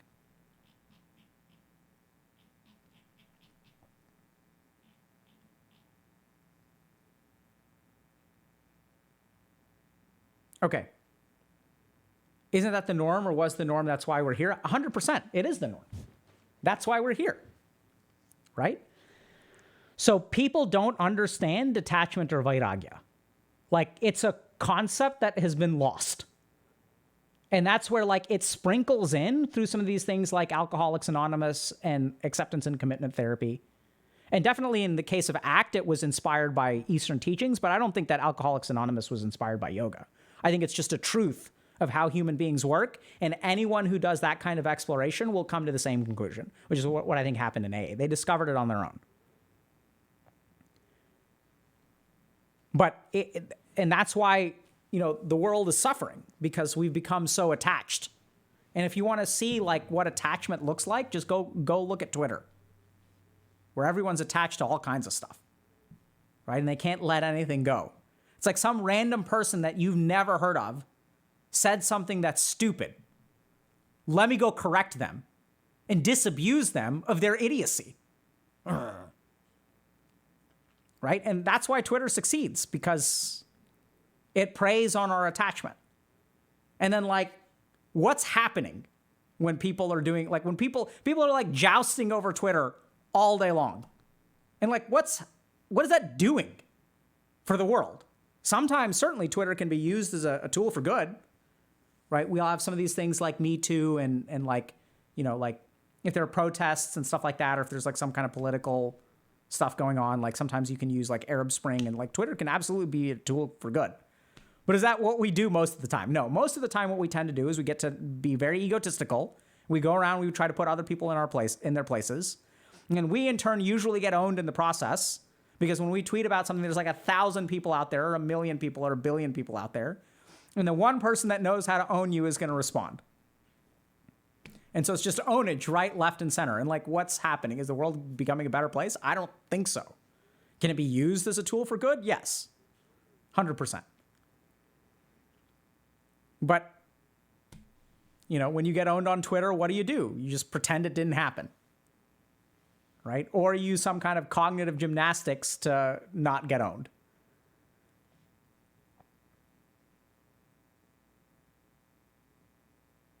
How do you know if you're avoiding the emotion by being in the present, like rationalizing? So that's a great question. Rationalizing is not being in the present, first of all. So rationalizing is avoiding the emotion. So what's happening in rationalizing is the emotion is fueling a rationalization that allows you to discount the emotion. Being in the present is usually sitting with the emotion. So it's not being in the present and avoiding emotion are not, those are mutually exclusive. The whole point of being in the present is you're there with whatever's there. Avoidance of emotion is about moving away from the present, right? Like, does that make sense? If I'm feeling sad right now and I want to avoid that emotion, I'm not being in the present. The whole point is avoidance, like this is what is, and I'm like moving away from that. That's where rationalizing comes in. And you can't avoid the present. In fact, moving into the future and moving into the past are the ways that you avoid the present. Like, does that make sense? It's like so simple. But like you can't be in the present and the future in the same time. That's what your mind does. That's why we engage in contrafactual thinking, which is going back in time and rewriting history. Because we're avoiding the present. That's why we think about the future. That's why we have daydreams like maladaptive daydreaming. That's also why we are hopeless about the future. Because the interesting thing is if I'm hopeless about the future, it gives me a free pass in the present. I don't have to do anything right now. You ever think about that? Right? It's kind of weird. But you have a pass for doing nothing in the present. Right? So if I'm doomed to be alone forever because the opposite sex or whatever sex I'm attracted to is all shallow and useless and all they care about are things that I don't have, then if it's futile, then I don't have to do anything. Right? All I get to do is bitch at people on Twitter all day long about how unfair the world is instead of actually doing anything to fix my life. I can blame the world. And then I don't have to then my body doesn't have to get up out of the chair and start exercising and clean my house and all this other crap that my body doesn't want to do. I don't have to clean out my fridge and go buy groceries and cook every day and wake up at 6 a.m. Like, think about how much your body and mind hate doing that crap. And when you give up on the future, when things are helpless, when you have learned helplessness, you have a pass for all that stuff. You don't have to do any of that little crap. Why bother? Right? So really what your mind is getting out of that is the ability to be like completely chill in the present. The absolution of all responsibilities from today. That's what learned helplessness buys you. And just think that's why it's so hard to kick. Because if you can do something about it, then it maybe is your fault.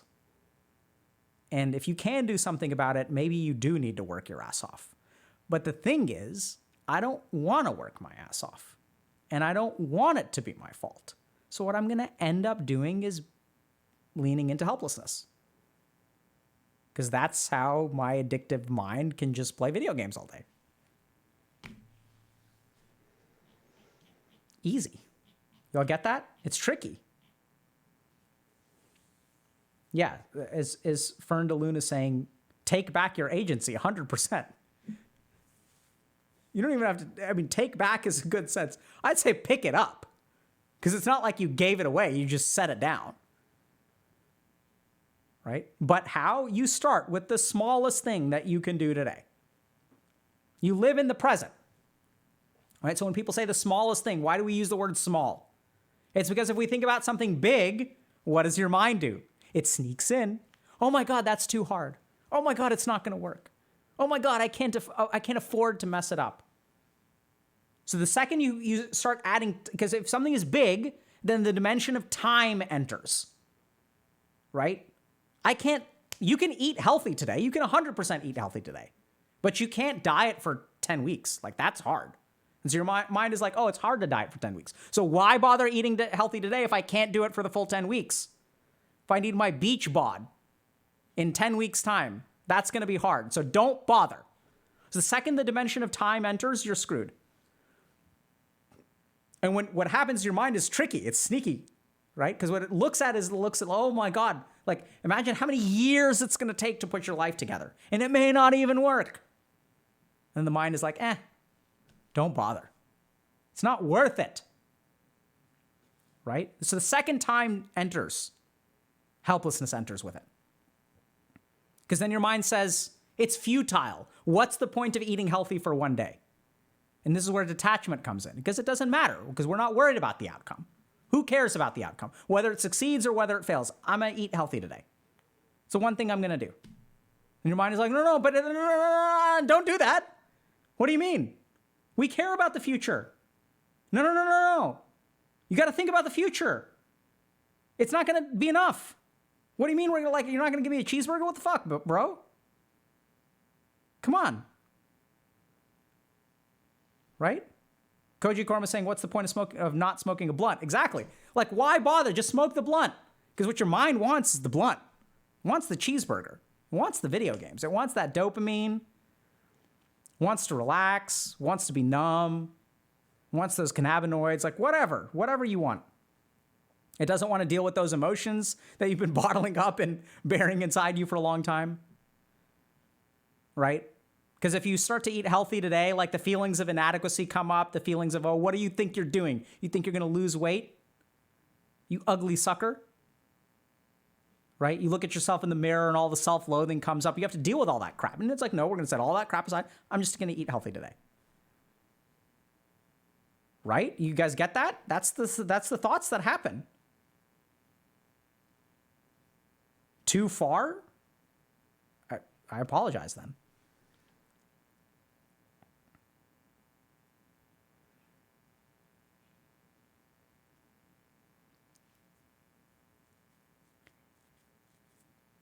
Who talks to themselves like that? You'd be surprised. Unfortunately, some people do. And oftentimes they don't talk to themselves that way. They have that reaction in their mind and they do their level best to push it away instead of letting that reaction wash through them. Right? You can also accept your self-loathing. You can say, there's a part of myself that really hates myself. And that's okay. Right? Because the paradox there is that if you judge yourself harshly, you're just falling into the trap by judging the part that judges you. Right? So you can accept that part. It's okay for a part of me to be like angry with myself. It's okay for a part of me to hate myself. You can accept it. You can give it a hug. But instead what we do is we're like, no, I'm such a bad person for self-loathing. Why can't I be more self-loving? I'm so stupid, I can't even love myself. It's like the most basic thing. And it's like, no, wait. The bizarre thing is what you have to do is accept it. It's paradoxical. Right? It's like even like, okay, so there's a part, I hate a part of myself. That's okay. Like there's a good reason for that, right? Because a lot of stuff I've done in my life, I'm not very proud of. I could have done things differently. So it makes sense that I hate myself. Like I can accept that. And I don't have to give into it. Y'all get that?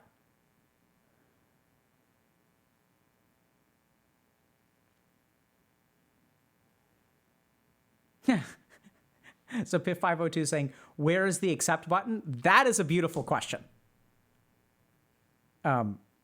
Yeah, so that's something that I encourage you to ask yourselves. Where is the accept button in my mind? How do I accept this? Just ask yourself. Looking for it, you'll be surprised. It may be easier to find if you ask yourself that question.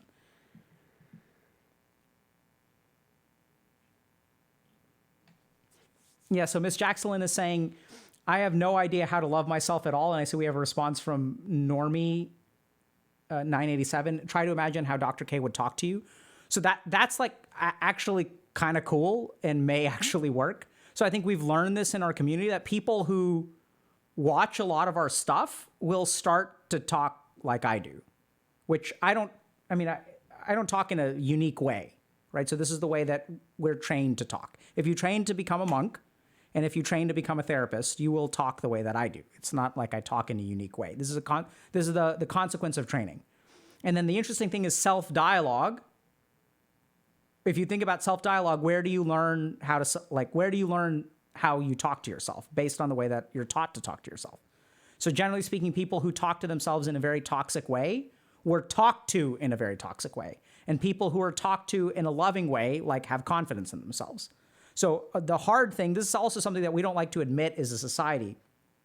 So when someone has mental health problems, we make it the responsibility of the person, right? So like even employers will, if we think about it, it's like, okay, like it's a medical condition, it's private, it's personal, it's your responsibility, and we don't have anything to do with it. It's mental illness. And what we need is more therapists out there. We need an army of therapists who will fix people with the malfunctions in their mind. And the reason that mental health is getting so much damn worse is because as a society, we have stopped accepting responsibility for the mental health of people around us. Right? Y'all get that? It's like if someone's depressed, that's on them. It's not on me. It ain't on me.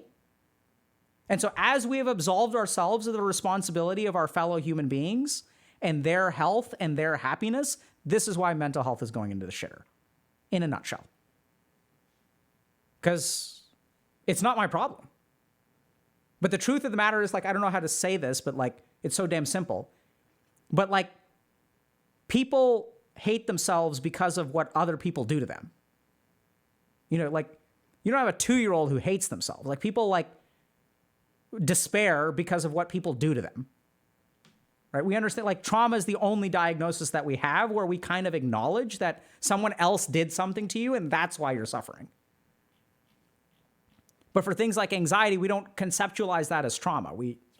But even if you look at the treatment of anxiety, it's almost treated in the same way. When did you learn to become anxious?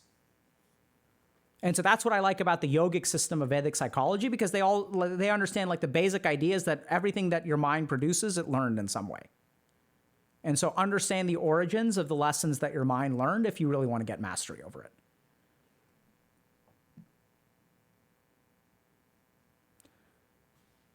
For the record, we do need more therapists. Right? I'm not advocating for less therapists. We do need more mental health treatment. We need better mental health treatment, 100%. But I think that as we're learning, I just saw a study today about exercise and its effect on depression and how good it is for people who are depressed. But like, we also need to understand that you can't therapize all the problems of the world away, right? Like, that's not a winning strategy. You sometimes have to like fix things in the world. You can't just, if someone is like homeless and impoverished, you can't therapize them to a happy and fulfilling life. Therapy certainly can help, but like, we also have to like do things to fix them, or fix their life, I should say. Right? And similarly, like, if you're alone, we can therapize you to being like undoing some of that emotional damage. But at the end of the day, if you're lonely and you want a relationship, like, your road to happiness is going to be finding a relationship, which is also something that we hate to admit. It doesn't necessarily have to be that way. Some people can learn to accept and acknowledge that they're never going to be in a relationship and find happiness that way. That does kind of work. But for most people, I'd say, like, if you've got some problem in your life, like, sure, see a therapist, but also fix that problem. That's why we do what we do. That's why I'm not in an office seeing patients anymore. Okay? All right. We got time for one more.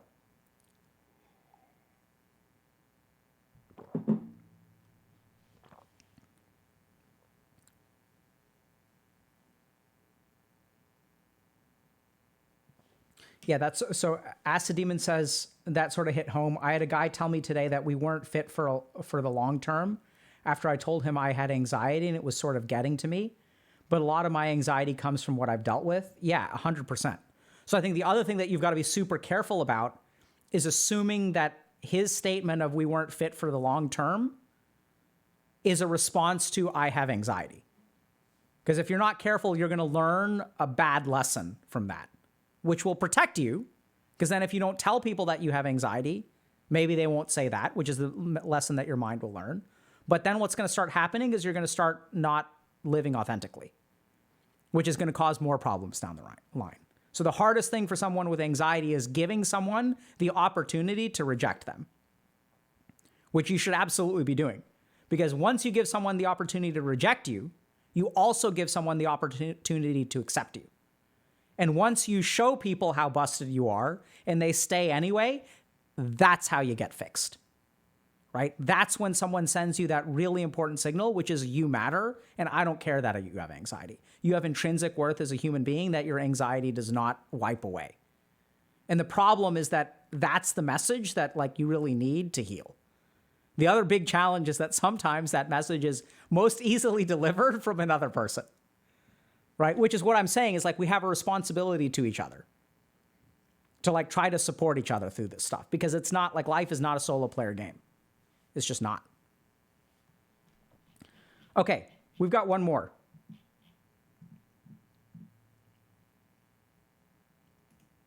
Yeah, well, we need community. That's what we've got here. Thanks to y'all. Okay.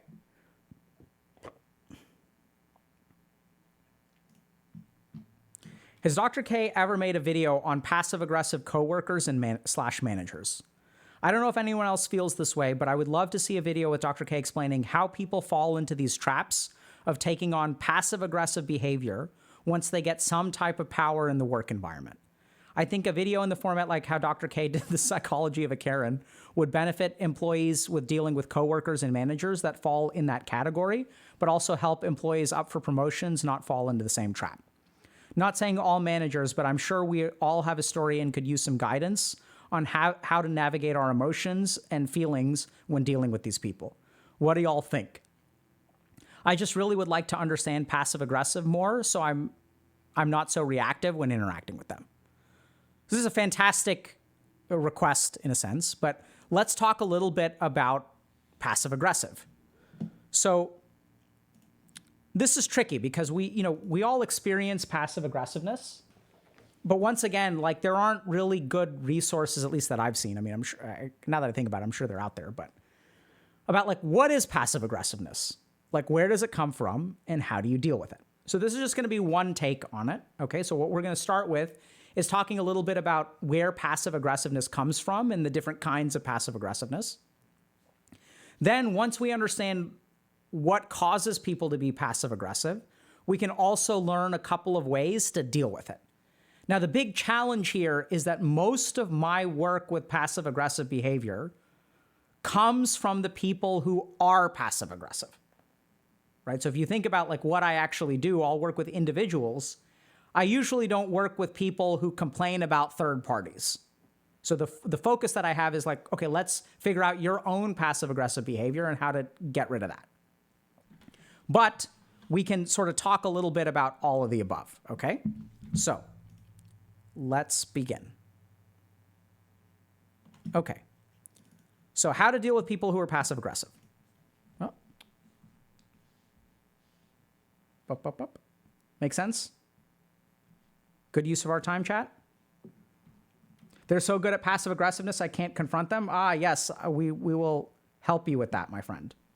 Don't worry. Don't worry, not all hope is lost, Charmy. We will not only give you some clues on how to confront them, we will do more than that.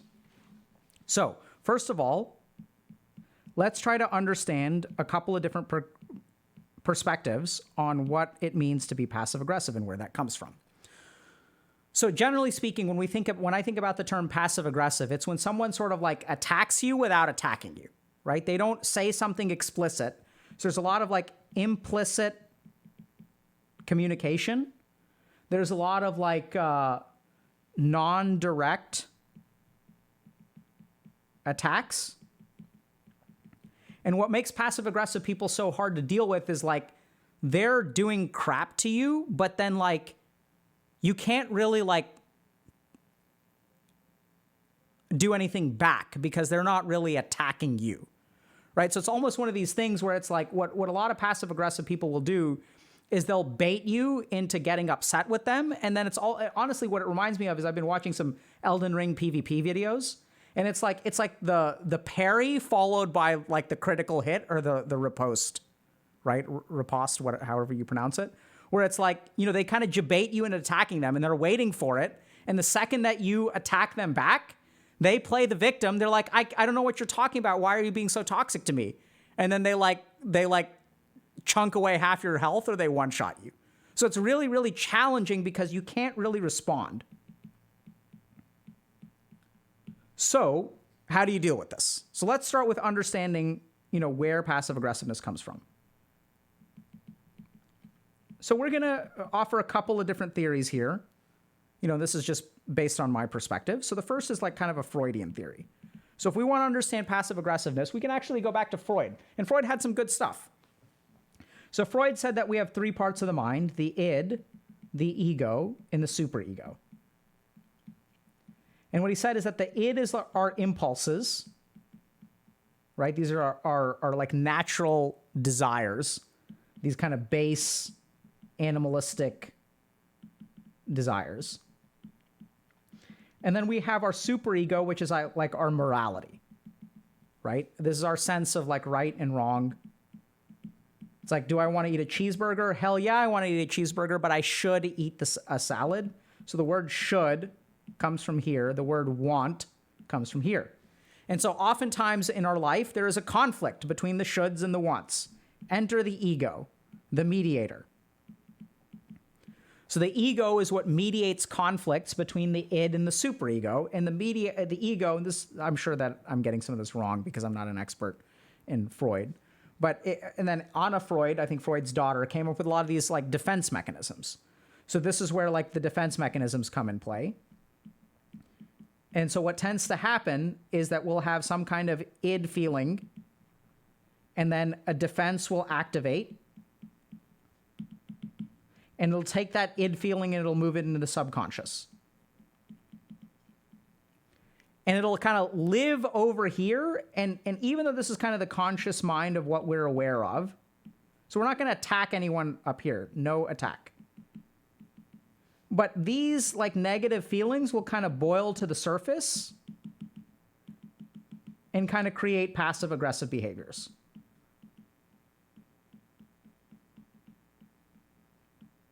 So what I've oftentimes found is that the passive aggressiveness comes from feelings that we don't want ourselves to feel, right? So like if we're feeling embarrassed or ashamed of something, but like we're not willing to help ourselves feel that, we'll do some kind of like passive aggressive kind of thing.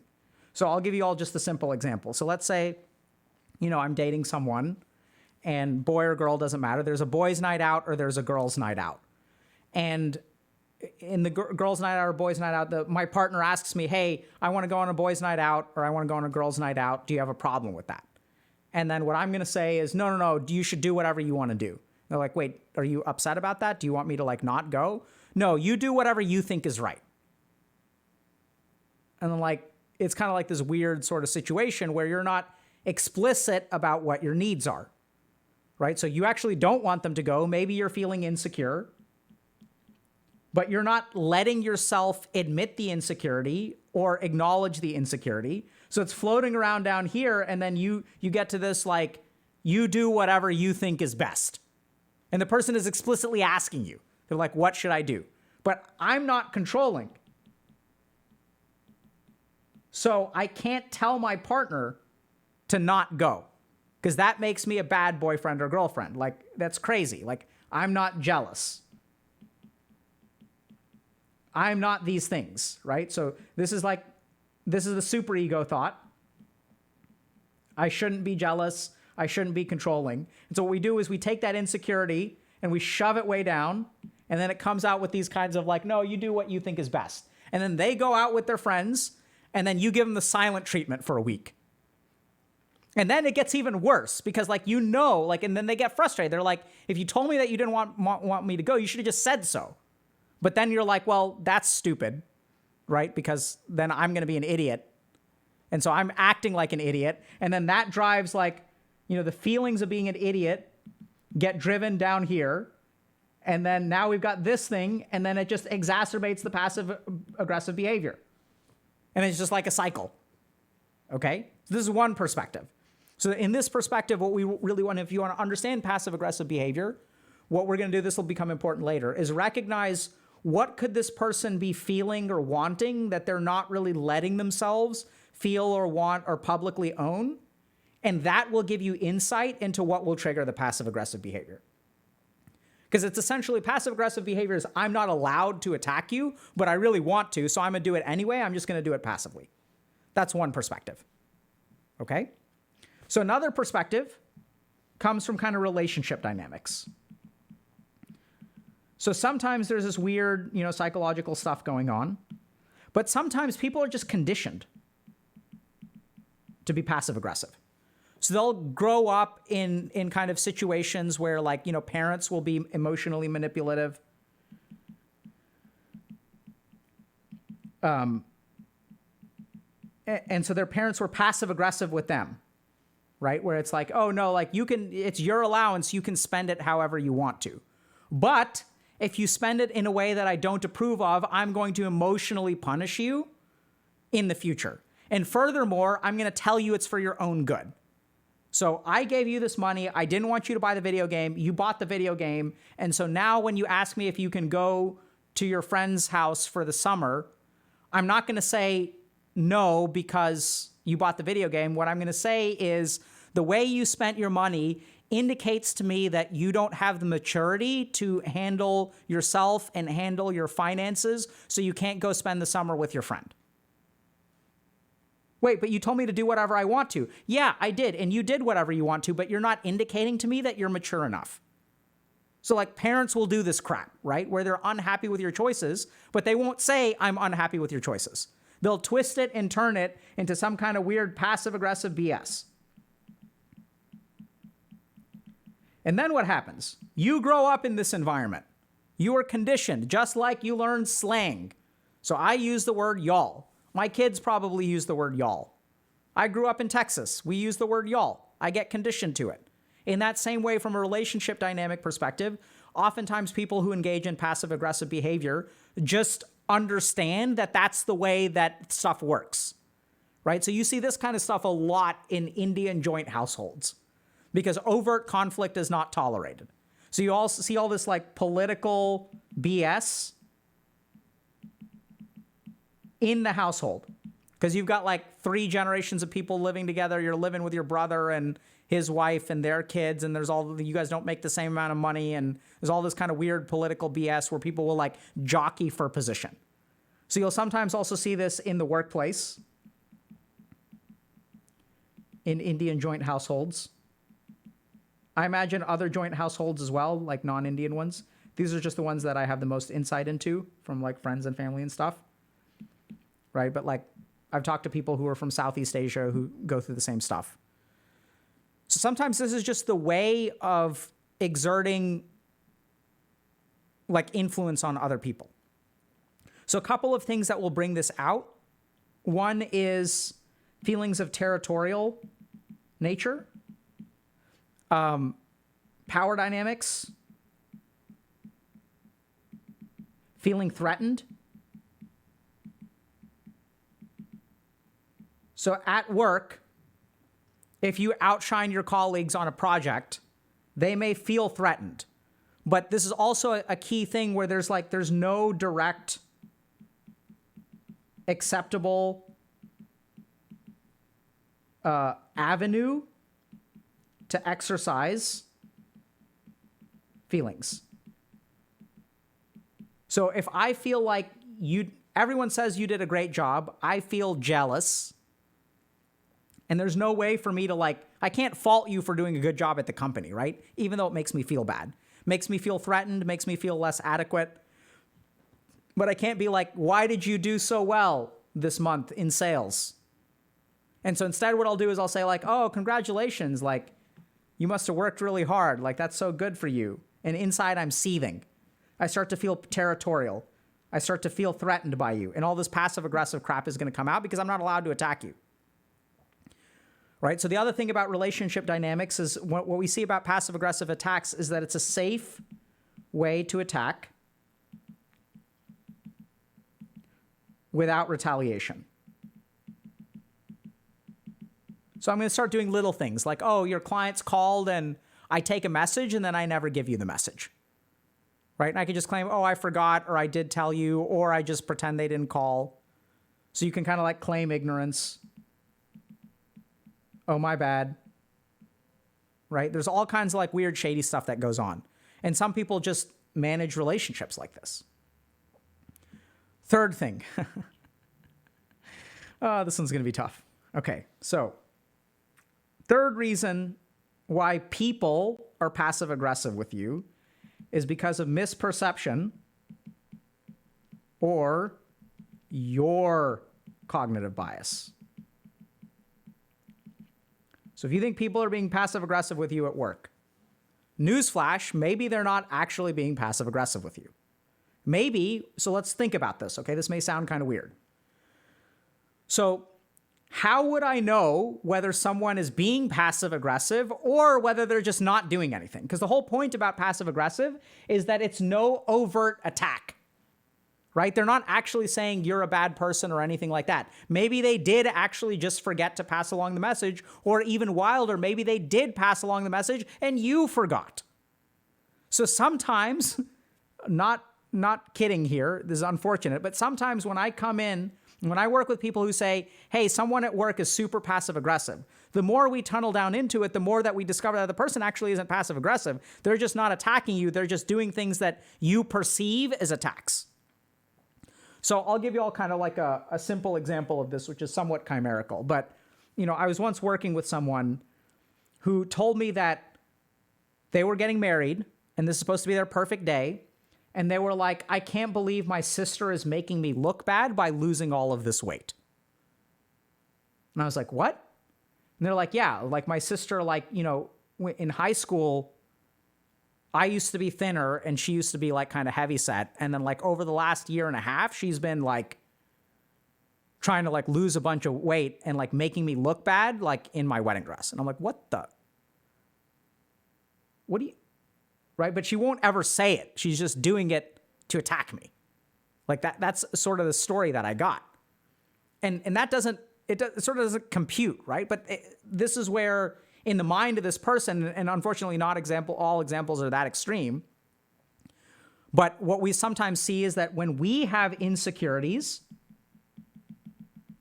and these insecurities feel attacked or threatened, what we'll end up doing, but they're not actually attacked, right? The sister isn't showing up and saying, you're a fat ass. That's not what the sister is saying. The sister isn't really doing anything to you. But the problem is that you feel insecure. You perceive it as an attack. There isn't some kind of overt behavior.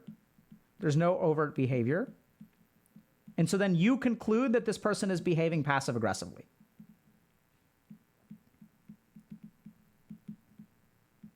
But unfortunately, if we want to be complete, what we have to acknowledge is part of the reason that people are acting passive aggressive is actually because of your own misperception and your own bias. So sometimes the solution is not in the way that you deal with them, but in the way that you explore yourself. So how do you get kind of clued into this? A couple of things is like, when you feel like someone is being passive aggressive with you, what is the state of your internal security around it? So if you feel insecure about something, there's a greater chance that this is at least a piece of the puzzle. Whereas if you feel very confident or secure about something, this is less likely to be the case. So if you feel attacked or threatened by what they're doing, like, oh, this person is like, you have to be a little bit careful there. So sometimes the solution is actually dealing with yourself, okay? So just to recap, when we're talking about passive aggressive behavior, we can take kind of a Freudian approach, which is that I'm not allowed to act or feel the things that I feel. So I'm going to bury my feelings in my subconscious, and they're going to get kind of exerted. They're going to bubble to the surface in non-direct attacks. And that's kind of where it comes from. Second thing is sometimes we're just conditioned to be passive aggressive. That's just how people play the game. So you'll see this in certain kinds of companies. You'll see it in politics. You'll see it in things like joint households. And it's sort of just the way that we jockey for power, because there's no acceptable avenue for exercising that feeling, either through discussion or direct attacks. Those aren't an option. So all we're left with is this weird passive aggressive BS. As a technique, it's a very safe way to attack without retaliation because you can claim ignorance. These kinds of relationship dynamics I find in the workplace are very, very territorial in nature and have to do with power and feeling threatened. So you'll see a huge escalation. If you're doing a good job at work and someone else feels threatened, including your boss, right? Like if someone's feeling jealous or threatened, this kind of crap will crop up more. So how to deal with it?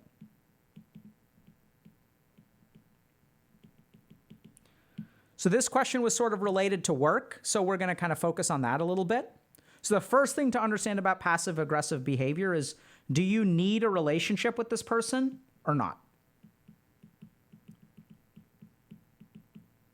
So this is a very, very important fork in the road. So if you need a relationship with this person, and you want to cultivate a positive relationship with this person, then your approach is going to be very different. So let's say that the answer is yes. So we'll use the example of not a work example, but I think it's better illustrated by a personal example. Let's say that your partner is being passive aggressive.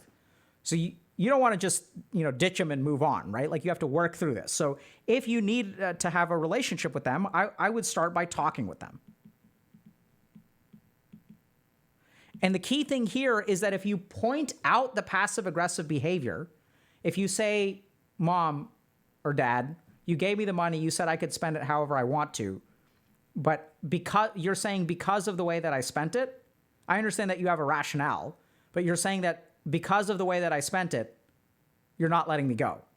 And what I'm also hearing is that if I had spent it differently, I could go. Is that correct? And the tricky thing there is that the more you have to be subtle with the way that you point it out to them, because if you point it out in a judgmental way, remember, the whole point of the passive-aggressive complex here is that you're not allowing yourself to feel these things.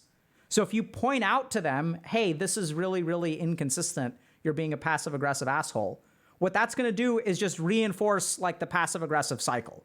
Because you're showing it to them and shoving it in their face, hey, what you're actually doing to me is due to insecurity, but they don't want to feel insecure. They're not letting themselves feel insecure. So what you may actually see is an amplification of the defense mechanism and a worsening of the cycle. Okay?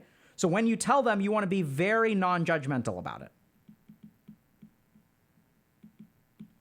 And so I would just start by helping them understand, hey, so I'm a little bit confused. You said I should do whatever I want to, but you seem upset to me. Are you upset? Did you wish I did what I wanted to do, and I really appreciate that, you let me go out with my friends, or that not even let me, but I get to do what I want to. At the same time, I'm noticing that maybe you feel a little bit disappointed in my choice. Do you wish I had chosen differently? And you can use language like that, not that you were wrong, but your partner is allowed to be disappointed in your choices. And then this is also where you can sort of use language I'd love to, I enjoyed myself. I'm glad I went out.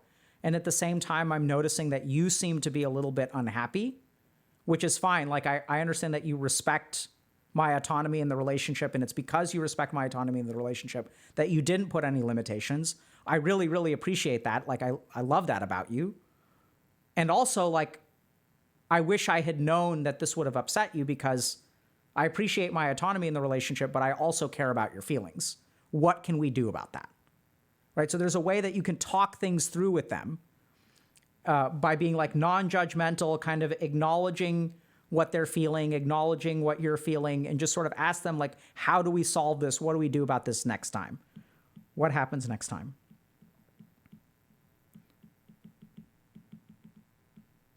And by the way, I use sample language, but oftentimes when I'm working with people, like clients or patients, it takes some time and some work to get to that spiel, right? How to acknowledge things and stuff like that, what to acknowledge for them.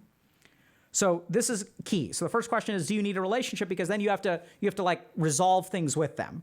Now, hopefully, if you do need a relationship, they care about the relationship too, so they'll invest in having a conversation. They'll be able to tolerate having some of those negative feelings. Whereas if it's a coworker who doesn't like you, I don't know that they're going to invest that time in sort of fixing things.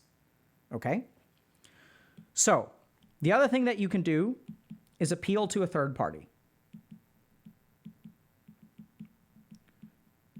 Now, this is sort of the least interventional kind of thing, because we're not directly dealing with the person, because oftentimes what happens if you are frustrated with a passive aggressive dynamic, chances are that the other person is more skilled at espionage and subtle warfare.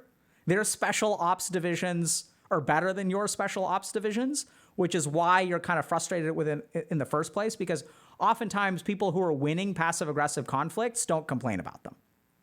So I'm assuming for a moment that their special ops is better than your special ops. Okay? But don't worry, we'll teach you how to level up your special ops by the end. Don't give up. So if it's a work-related scenario, consider talking to a boss or coworkers. And what you want to do is, approach things in kind of a, like, I'm trying to figure out how to work with this person way. Don't call them out and don't attack them and say, hey, like, this person is being a passive-aggressive dick to me. Can you get them to stop? What you want to do is sort of like, hey, I'm noticing that I'm having some friction with this person. Have you ever seen that before? Has this been a problem for you? Is it a me thing? Or is it like, do other people struggle with this? Okay, so you want to sort of frame things, once again, non-judgmentally. You want to frame things, don't attack them. So you also want to frame things towards, like, especially if you're talking with your boss, like goals of the company. So if we're taking an example of, let's say that you did well in sales this month, and this person is not delivering messages that your clients are leaving at the office. And so what you want to sort of say is like, hey, I'm running into something weird. Kind of acknowledge your own bias or shortcoming when you ask. This is really, really important. So you want to say like, hey, I'm not sure if this is like just me making a mistake or what, but I'm getting like messages from several clients that some messages are not getting through. So when I'll talk to them, they'll leave messages at the office and they're kind of like not getting through. And after talking to my clients, it seems like maybe this person is the one taking the messages. It may just be a coincidence. Maybe they are passing them along and I'm not registering them. I'm not really sure. So I don't know if this is a me thing, but I'm curious, coworker, have you ever had any kind of weird problems with this person? Or is this just on me? And in the case of your boss, you can even ask them, like, have you encountered any other stuff with this person? And then you can sort of ask your boss for help, and you can sort of say like, non-judgmentally, like, my goal is sales. Do you have any recommendations on how I should navigate this situation? So you can ask for help instead of blame. Now, there are a couple of important caveats here. The first is there are two kinds of bosses. Bosses who care and bosses who don't care. To be blunt. And it's not quite that binary, but sometimes it is.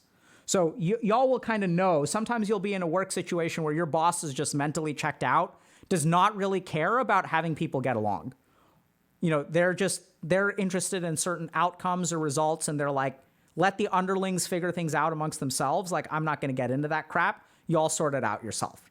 So if you have an apathetic boss, I would not go to the boss in this way. But if you do have a boss who seems to care about dynamics in the workplace and like seems to be like kind of a nice person, because those do exist and they're not as rare as people think they are, you can go to them and sort of have this conversation. You can also approach coworkers. But this is where you'll kind of discover that oftentimes people who are passive aggressive, remember, this is just the way that they're conditioned. So chances are it's not just you. So like people who behave in passive aggressive manners will do that with other people as well. Now, sometimes those people are very, very sneaky, and the boss won't know how passive aggressive they are, but coworkers will. So if there's like a power dynamic, oftentimes the power level, like the tier above you, will not be aware of the BS that this person is doing. So boss may say, no, I've never had that problem. You can say, okay, thank you for letting me know. Then I'll kind of work on it myself. Okay? So you can kind of appeal to a third party and just kind of let them know, ask for help. And the key thing here is that even if nothing explicit happens, the power dynamic of the situation has changed. Now you have allies, right?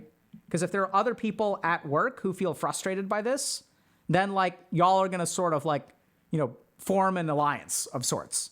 Y'all will have kind of a little bit of a, y'all will know something. You can maybe recruit other people, and then you can sort of you've got kind of like a team. So now it's not like you against this person. You guys can kind of like, y'all can outnumber them in a sense. Because a lot of times passive aggressive people will thrive off of, since they're not doing something direct, it's like hard to put together a pattern of their behavior. Okay? So another thing that you can do, go aggressive. So this is where you got to do a little bit more kind of diagnosis, okay? Or reconnaissance, maybe is a better way to put it. Some people are passive aggressive because they are conflict avoidant. So maybe they're like, these subtle masterminds of manipulation and stuff like that. But I would say like 50% of the time or more, the reason that people are passive aggressive is because there's all this crap that they're burying, right? And they can't address it directly. Like, it's psychologically uncomfortable for them to state their insecurities to someone else at work or state their issues. Oftentimes people are very conflict avoidant. And if you kind of think about it, like, a lot of people out there are conflict avoidant. And so how do you win in a contest with them? You engage in conflict. So they're conflict avoidant. You show them that you're willing to throw down. And if you kind of do that right, then chances are, like, there's a decent chance they'll just like back off, because then you'll terrify them. Now, is this nice? Not necessarily. Is it a little bit Machiavellian? Possibly. But this is the kind of thing where, like, this is the reality in some workplace. I'm not saying that you should attack them. I'm not saying that you should do anything that's harmful to them, but address the conflict. Like, you can call them out or have a conversation with them and just sort of like bring it to the surface, because the way that these people thrive is that they don't have any standing army, but they've got a good special ops team. So instead, what you want to do is change the dynamic of the conversation and actually like bring a conflict to the surface, right? So this is where even in something like, like a team meeting, what you can do is just call out your experience or call out the situation. So you can kind of point out to them, hey, so I've gotten messages from 4 clients that they left messages for me and they're not, I just wanted to let everyone know, a couple of clients of mine have, left messages that I didn't receive. I'm curious if anyone else is having this experience. And this is where if you formed allies and they're doing the same thing to other people in the office, someone else kind of mentions, oh yeah, like, that's happening to me too. And so that's where, like, in the team meeting, you kind of mention, you're like, oh, like, so I'm kind of curious, does anyone know, like, what's going on here? Because I think we really need to get these messages. And then this is where, like, what'll happen is, like, maybe the person will turn red and they'll, nothing will happen, and that can be the kind of end of it. Depending on what research you've done and how much you've set yourself up, you can even kind of go for the throat. And you can say, well, I asked them, who they're leaving messages with, and 3 or 4 of them seem to think that it's this coworker. Have you gotten any messages? And then the person may say yes or no, or like they're going to be called out. Like, you're not necessarily attacking them. You're just giving them an opportunity to share their perspective. And then, like you're kind of just showing them like, hey, I'm not going to let this crap continue, right? I'll call you out on it. They may defend themselves in some way. We'll get to that in a second. But the main thing is that if they're conflict avoidant, you can sort of have a conflict that is on the surface as opposed to subsurface. You can call attention to their behavior, and sometimes they'll like back off if you do this kind of thing. So there are a couple of very, very important things here. One is that you do so with a calm mind. You do so with a neutral tone. You don't actually attack them. And we'll get to this in a second. So what you want to do is, like, if you feel emotionally upset by their behavior, you want to process that emotion outside of work. So you want to come in calm, cool, and collected. And why is that? It's because oftentimes this strategy, when done incorrectly, is exactly what they're looking for. So a lot of people who are passive aggressive will try to debate you into attacking them, and then they will mop the floor with you. So this is classic, like, parry into riposte critical hit, right? This is what they're going to do. So the tricky thing about going aggressive is that when people are passive aggressive, what happens is they frustrate you so much, they attack you so much, they pew-pew you from on top of their walls, impervious to attack, and then you get upset with them. You get upset with them, and then you attack. They claim ignorance. You've been parried, And then you come out of the situation with the power dynamic even worse.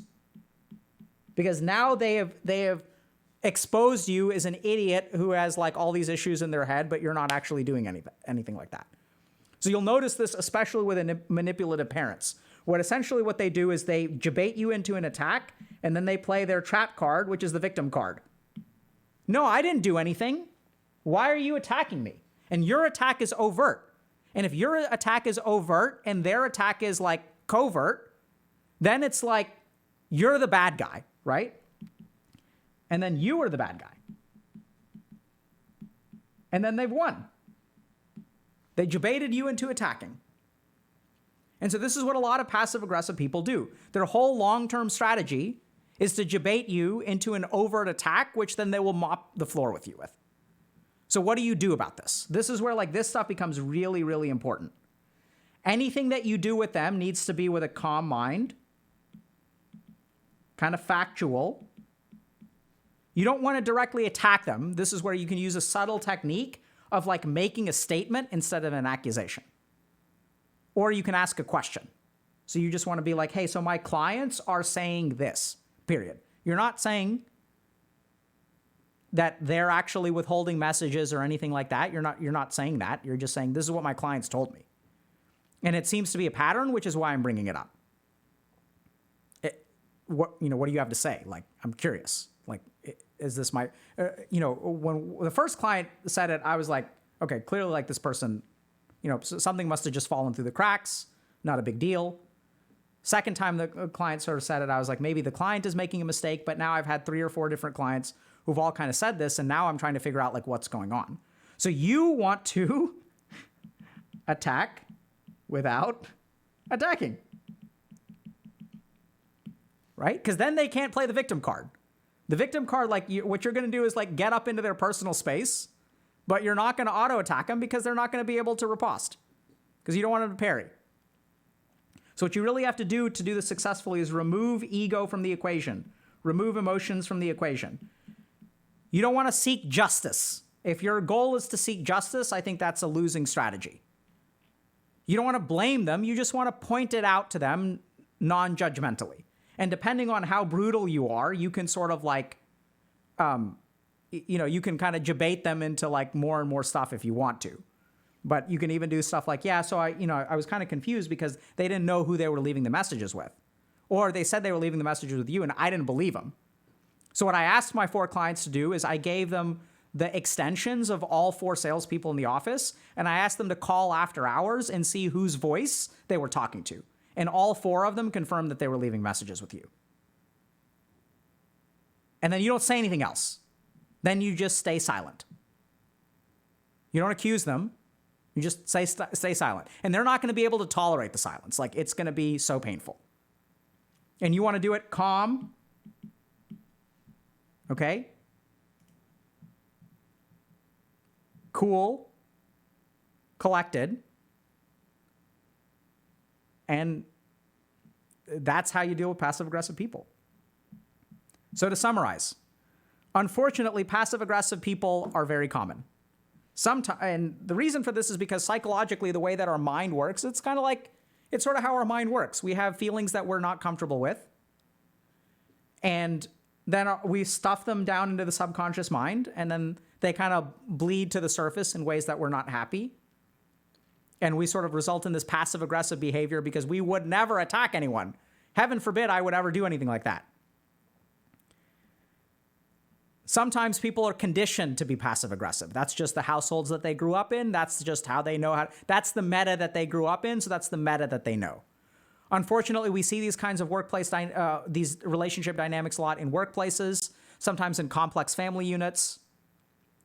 And, like part of the reason that people do this is because like it's a safe way to attack people. It's a way to lobby for power, lobby for position.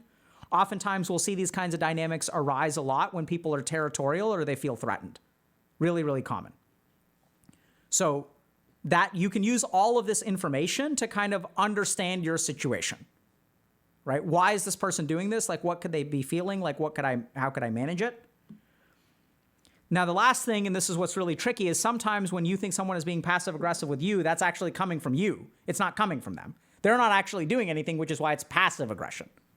They're not losing weight to make you feel bad. They're losing weight because they were overweight their whole life and they've decided they want to stop being overweight. Or they're underweight and they've decided they want to stop being skinny. They want to bulk up, right? Male, female, underweight, overweight, all those things don't really matter. They're not doing it to offend you. So this is the tricky thing, is that a lot of times your cognitive bias or your misperception will perceive other people as passive aggressive. How do you know? That's where it comes down to your own insecurities, especially in the workplace. And this is what I think is really valuable about when we do coaching, because in coaching, here's the thing, everyone will give you this. People will give you, you can Google, how do I deal with people who are passive aggressive? You'll get a bunch of strategies. I have literally never seen, if you think people are passive aggressive, you should check yourself before you wreck yourself. That could be a cognitive bias on your part. I've never read that externally. This is one of the key things that I think we do, which is why we get good outcomes, is we focus on the perceptual problems that people may have. Okay? Now, how to deal with it. The first question is, do you need a relationship with this person? Right? Is this someone like a partner? Is this someone that you want to, even in the case of a coworker? If so, try to talk to them in a non-judgmental way. If you talk to them in a non-judgmental way, what you may discover is, oh my goodness, this is actually what's going on. Or you may just discover that there's a miscommunication issue where you could be doing something better, they could be doing something better, but approach them non-judgmentally. Next thing you can do is appeal to a third party. Talk to coworkers, talk to your boss. Once again, you don't want to attack them, you don't want to blame them, right? Because that's going to activate their parry and counterattack you. So you don't want to do that. You want to align things towards goals of the company. So the reason I'm asking is because I want, this office to succeed, and these messages need to be getting through. It's not about ego. It's not about blame. It's not about emotions. It's like, this just needs to happen. Okay? So you don't want to activate their trap card. Well said, Super Dark Volid. So sometimes as you do this, if this really is the way they're conditioned, what you'll discover from your coworkers is that a lot of them will have the same experience. And then you've got allies. So sometimes what you want to do is just go aggressive. So raise the conflict to the surface. So instead of having a subsurface conflict, just have a conversation about it or acknowledge it in some public way. Remember, what we don't want to do is we don't want to get emotionally upset. We want to do it with a calm mind, neutral tone. So you can do it publicly if you want to, but it's not an attack. You're just going to, call out the behavior and explore it in a group of people if you want to. And then chances are, if they're conflict avoidant, they're going to they're going to get really upset, but they hopefully will stop messing with you. You can even afterward be kind to them. That's actually really important.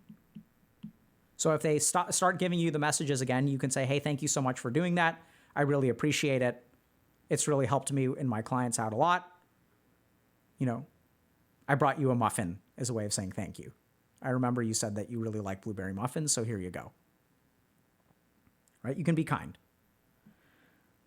Now, the key thing to remember is that if you go aggressive, sometimes you are falling into their debating strategy. So the way that passive-aggressive people thrive is that they make you upset, you attack, they play their trap card, you're the bad guy. Right? And then at the end of it, the power dynamic has worsened. They have won. Round 1 KO.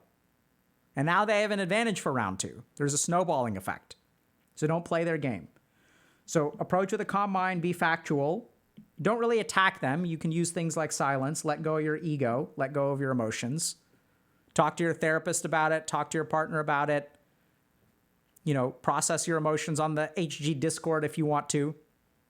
Talk to your coach, whatever. And then go in and then be calm, cool, and collected. But that's what I got to say about passive aggressive. Okay? It's not by any means a perfect rundown. It is also not by any means a completely comprehensive rundown.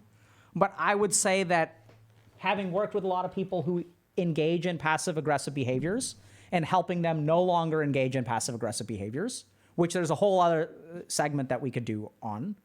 But the point here is that this person is saying someone else is being passive aggressive with me. How do I understand it? How do I deal with it? And the good news is there are a lot of different ways that you can understand it. And there's also almost like a decision tree, right? Is my boss does my boss care or not care? Am I the only one who's experiencing it or not experiencing it? Is this someone that I need a relationship with or I don't need a relationship with? And depending on all those different things, you can arrive at sort of a precise solution that hopefully will work for you. The one thing that's really, really important is that you be aware of your own cognitive biases. You process your own emotions. You let ego out of the equation so that when you square up against them in some way, whether it's a conversation, and I don't know if you'll notice this, whether you're talking to your wife or your husband or someone, your nemesis at work, non-judgmentalness is at the top of the list. Being free of your ego is at the top of the list. Being calm, cool, and collected is at the top of the list, no matter what you do, right? So it's not just about owning someone else. But at times, you have to, call people out on their behavior. And then give them like an avenue for escape, right? That's really important from Sun Tzu. So that's where that's why you say like, hey, this is happening. Don't attack, but just say, hey, this is happening, period. And then when you do that, people will be like, you have to give them a chance to make excuses. And then what you can decide at that point is if you give them a chance to make an excuse and say, okay, cool. So like, it's totally fine. I understand that you had a lot going on. So I'm guessing that this won't continue to happen. Right? And they'll say, yeah, it won't happen again. You're like, fantastic. And then you've established dominance. Thank you so much.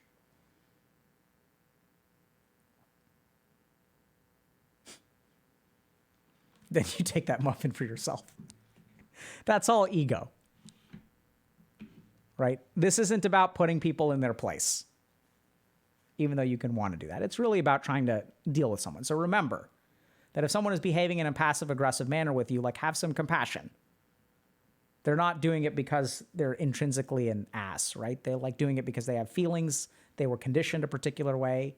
And even if they are being an ass, you can be a little bit forgiving. Doesn't mean you have to tolerate their behavior. You can put their behavior in check. But you don't have to harbor any malice, ill will, or sense of vengeance.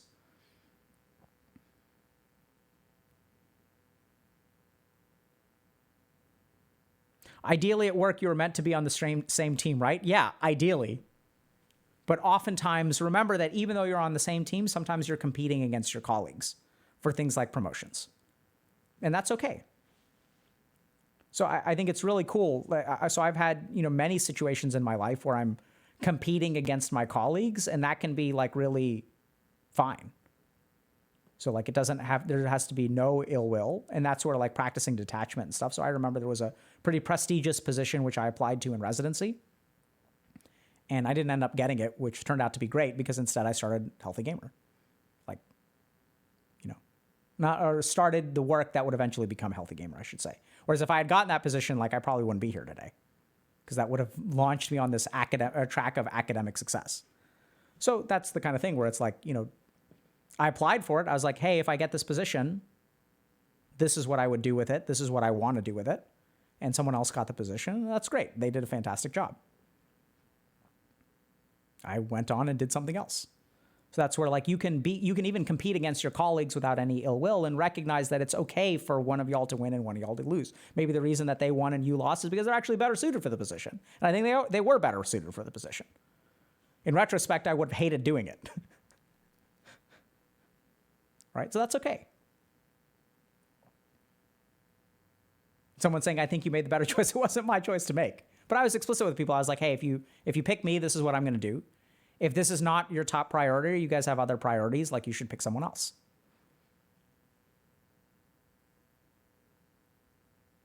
Yeah, so a lot of people, I would have hated it. No, seriously, I would have hated it.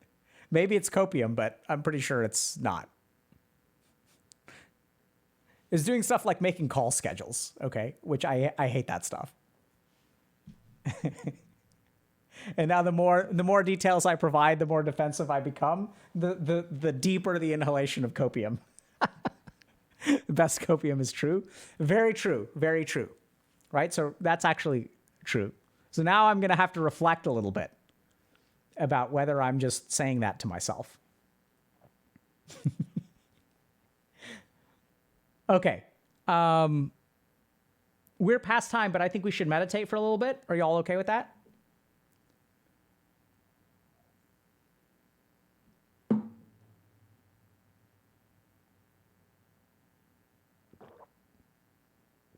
Okay.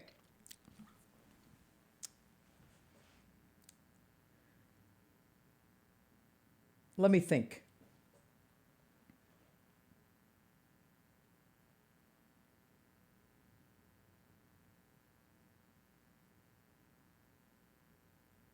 Okay. So we're going to do something. Let me think about how to structure this meditation. So we're going to do a letting go of anger meditation, for lack of a better term. Maybe actually, no. This is a letting go of triumph meditation. Okay? So this is going to be kind of weird, but I'll explain to y'all how this works. So this meditation, first of all, is somewhat adaptable. But a lot of when we get into trouble, what we're chasing is triumph, right? So if we look at like this passive aggressive kind of stuff, like what you want to do is put them in their place, right? Like even if you think about toxicity in video games, when you tell someone to 1v1 me mid, what you're looking for is triumph. You're looking to win. The problem is that oftentimes in seeking triumph is when we actually cause ourselves the biggest problems, right? When you attack someone else because you want to put them in their place is when you end up they activate their trap card and you're the one who actually ends up looking like the asshole. Sometimes you'll tell people to 1v1 mid you and they will absolutely destroy you, right? Because they are better and you're frustrated, you're toxic, you're frustrated by losing the game, and then like you want to put them in their place, but maybe the reason you're losing the game is because they're better than you are. And so oftentimes I think we talk a lot about letting go of negative emotions, but in my experience, the desire for triumph gets us into a lot of trouble, right? I want to be number one. It's all ego. So what we're going to do in this meditation, it's going to have basically two parts. The first part is going to be a visualization of sorts. So I'll walk y'all through evoking something that makes you feel triumphant, and then we're going to let go of that triumph. We're going to sort of almost grieve it, like let it go, detach from it, and just let it go so that we're not controlled by that desire anymore. Now, in the letting go part, this is where things get a little bit personalized. So for a lot of these meditations, there's an evoking of something, and then there's a transcendence of that thing. And in that transcendence phase, this is where your particular temperament or cognitive style comes in. So when I teach meditation, oftentimes what I'll do is I'll work with an individual. And so I'll figure out, okay, this person likes sight-oriented meditations. This person likes visualizations. This person likes breath. This person likes sound. Or there'll be some kind of anchor. This person likes mantra. They like chanting. So we're not going to know exactly what that is. So we're going to use breath, and then we're also going to do a mantra. But this is where, for that second phase, you can kind of adapt the meditation to whichever technique you like. So if you like breathing, you can do that. If you like chanting a mantra, you can chant your mantra in that kind of moment. But in that transcendent technique, as we let go, we're going to use whatever practice centers us very easily. Okay?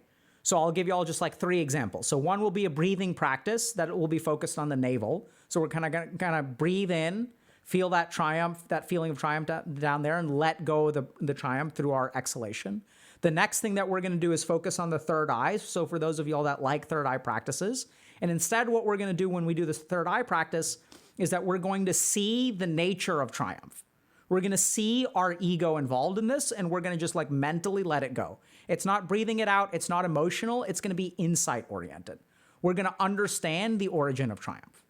And then the third thing that we're going to do is chant a mantra. So I'll share Om with you, but if y'all, any of the Mahavakyas or other general mantras will work for this kind of thing. So you can use, but we're just going to do Om, right? So in your mind, you're going to chant Om, or you can chant it aloud, and you'll kind of let that triumph go. Okay? So let's begin. So sit up straight. Close your eyes. Okay. I'm kind of confused why everyone is commenting on my appearance today, but I appreciate the compliments. Damn it. Okay. So sit up straight, close your eyes. We're going to start by taking a moment to center ourselves. So when we center ourselves, we can focus on our breath. I like to lean into my proprioception, which is our sense of our position in space. So if I raise my arm, I can tell my arm is up here. If I lower my arm, I can tell my arm is down here. So even with your eyes closed, you can feel your body. You can feel where you are in space. So I'm going to tune into that. You can feel your weight kind of going into the ground.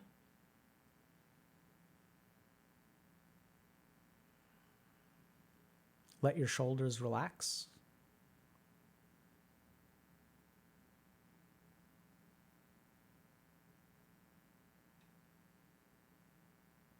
Let your breathing slow. Take a moment to work out any kinks that your body may have, because we'll be still for the next part.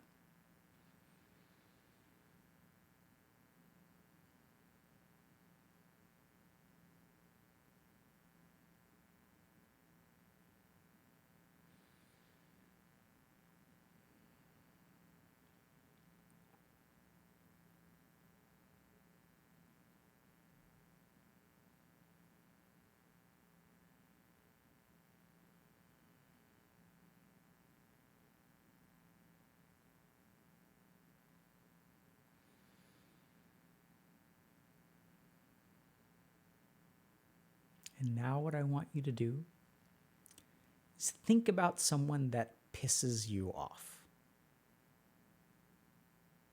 Think about a person or a situation or a resentment,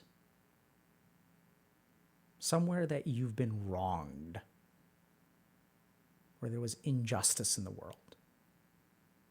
Something that makes you want to make a fist and shake it.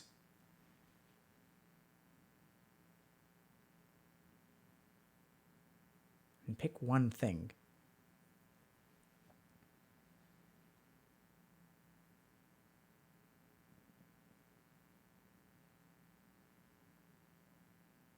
Something that really frustrates you. And notice the patterns of the memory or the situation.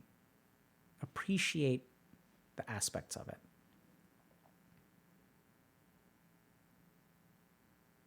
You may even notice that it's kind of hard to evoke the toxicity that you used to feel, which is noteworthy. But do your best.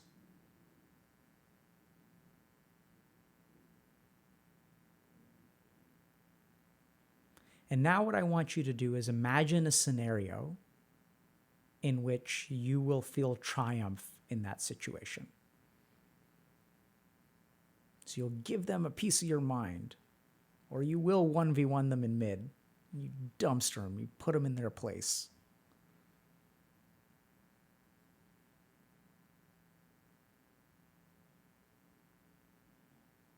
Maybe they're getting into shape to make you look bad, and you'll show them you're going to get into more shape. You're going to get into the best shape, and then they'll see, then they'll learn. So let those feelings come forth as well. The sensation of triumph, of justice.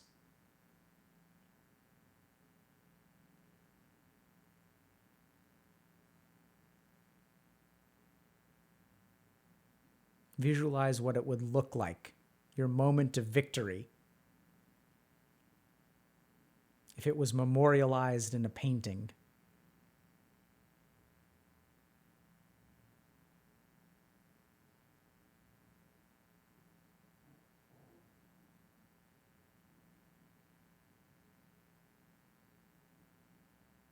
And now what we're going to do is take those feelings, the feelings of resentment, the feelings of anger, as well as the feelings of triumph and righteousness.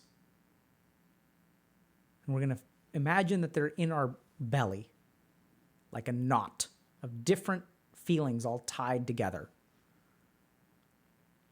kind of red and black in color, almost like a tangled ball of yarn that is red and black. Because there is something ugly about that victory. We're going to start by breathing into it. And then breathe out.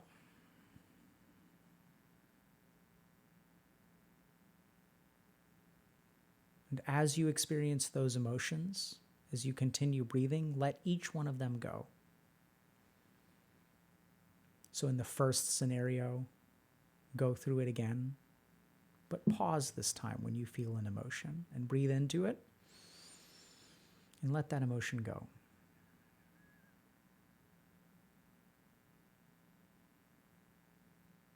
And then the next thing happened in your story, in that traumatic event, and breathe into it and let that resentment go.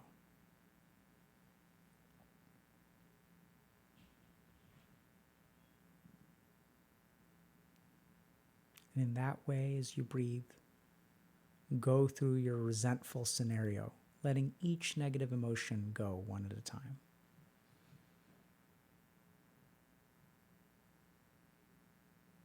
We'll continue for about 30 seconds or so.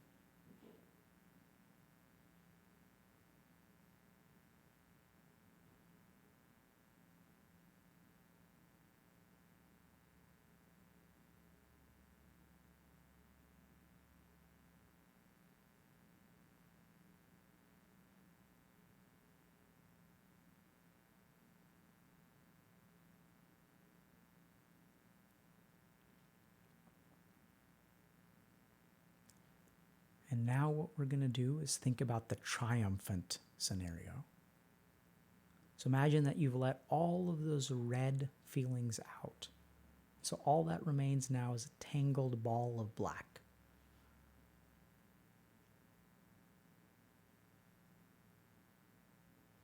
And go through the fantasy of your triumph. And as you imagine your victory over the undeserving,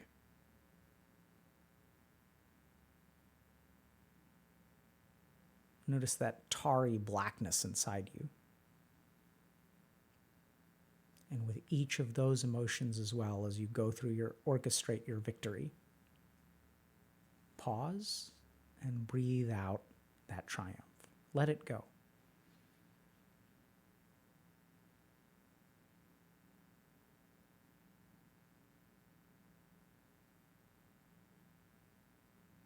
Go through each emotion, breathing into your stomach and letting it go. Let go of your victory.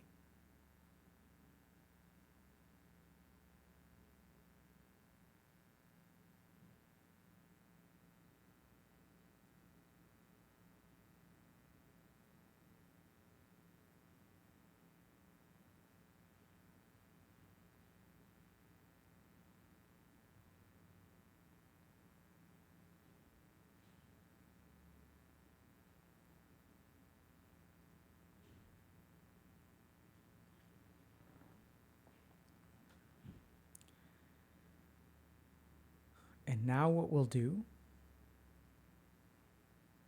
is, if you've had experience with any kind of Agna Chakra or third eye practices, like charging the laser beam or other kinds of things through Dr. K's guide, we're going to focus on the point of our third eye. And we're going to drive our attention to it. It's the space between our eyebrows, right about right here.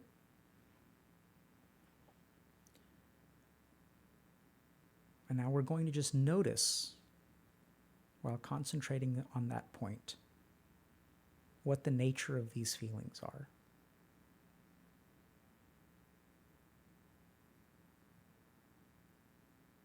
So you don't have to actively go through the mental scenarios. We want to focus on that third eye center and just let your mind digest. Actually don't need to be thinking much at all.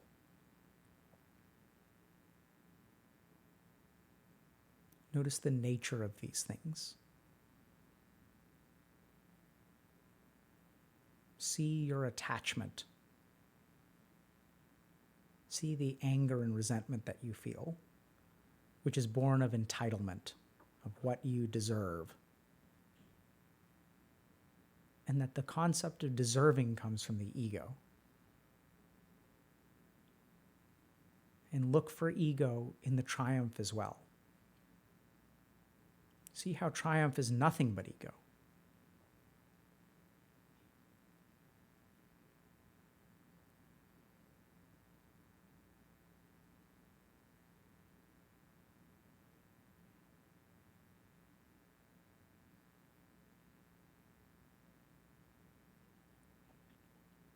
And now notice how in this space of calm observation, these feelings mean almost nothing to you.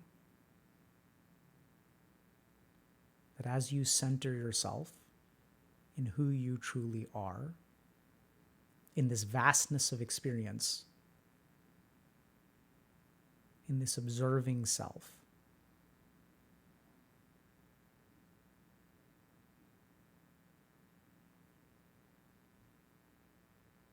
how the ego matters less.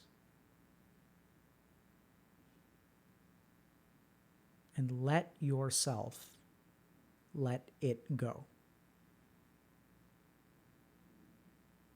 Let yourself let go of the anger, of the resentment, of the triumph, of the need for justice.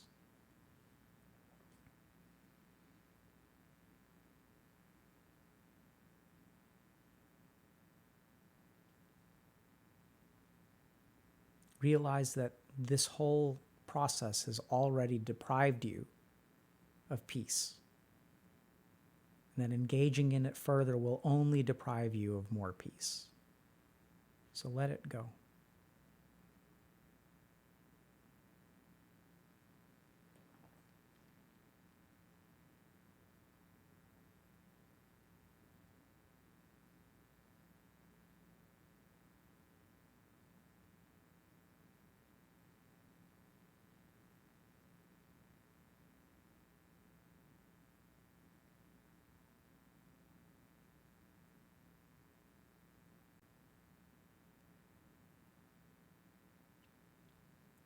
And now you can either out loud or silently in your head repeat the mantra Om or a mantra of your choice. I'm sort of feeling Om Namah Shivaya is the appropriate thing in this moment. Om Namah Shivaya. Om Namah Shivaya. Om Namah Shivaya.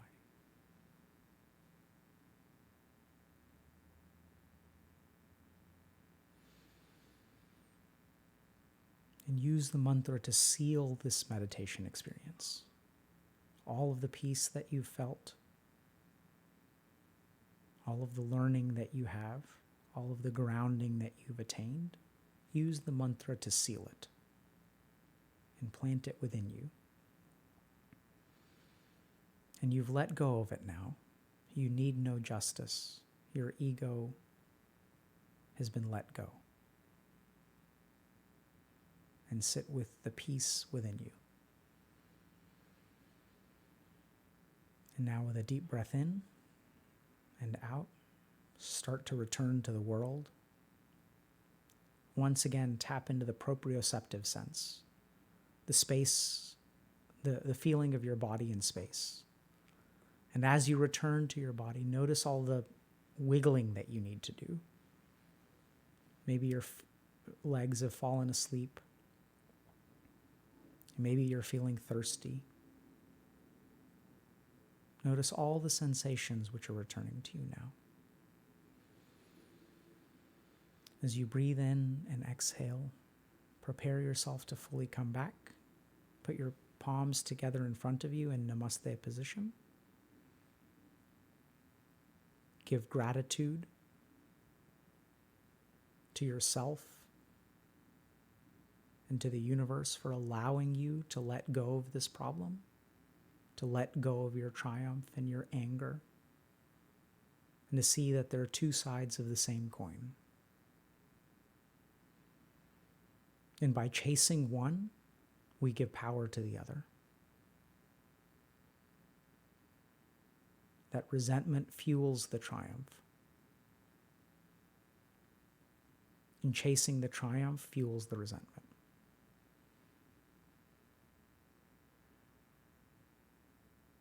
And with one final inhalation, as you exhale, bow your head and slowly open your eyes.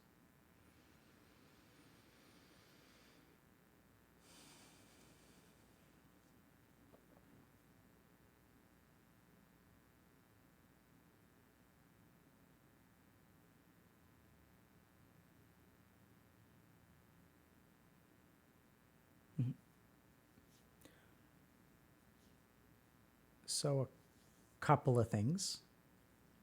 The first is, sometimes this happens. So I tend to steer clear of the mantras and the spiritual practices that have more of a religious background. But even then, I kind of dispute that characterization, because I think a lot of what we understand as religion, even the term religion, is actually like a Western and almost Judeo-Christian concept. So I sort of reject the premise that some of what I teach is religious in nature, although from an academic sense, you can absolutely make that argument. I just think that that's a mistake on the part of historical academia. So today I offered Om Namah Shivaya, which is absolutely on the religious end of what we teach. So I don't think it involves believing in anything. So let me explain a little bit. So Shiva is viewed as the god of destruction, but that's not really what Shiva is. Like, if you actually ask scholars of this tradition, of the yogic tradition, Shiva is simply the word for consciousness. And sometimes what happens is these concepts get embodied within a god, but that's not really what Shiva means. Like, the actual Sanskrit term of Shiva means consciousness. And so what you're sort of tapping into is like that sense of consciousness, which is free of form and substance and desire and all that kind of stuff. So if it bothers you that that's religious in background, by all means, discard it. And at the same time, that's just what felt authentic in the moment. So I went with it. It wasn't where I was planning on going. But that's what happens.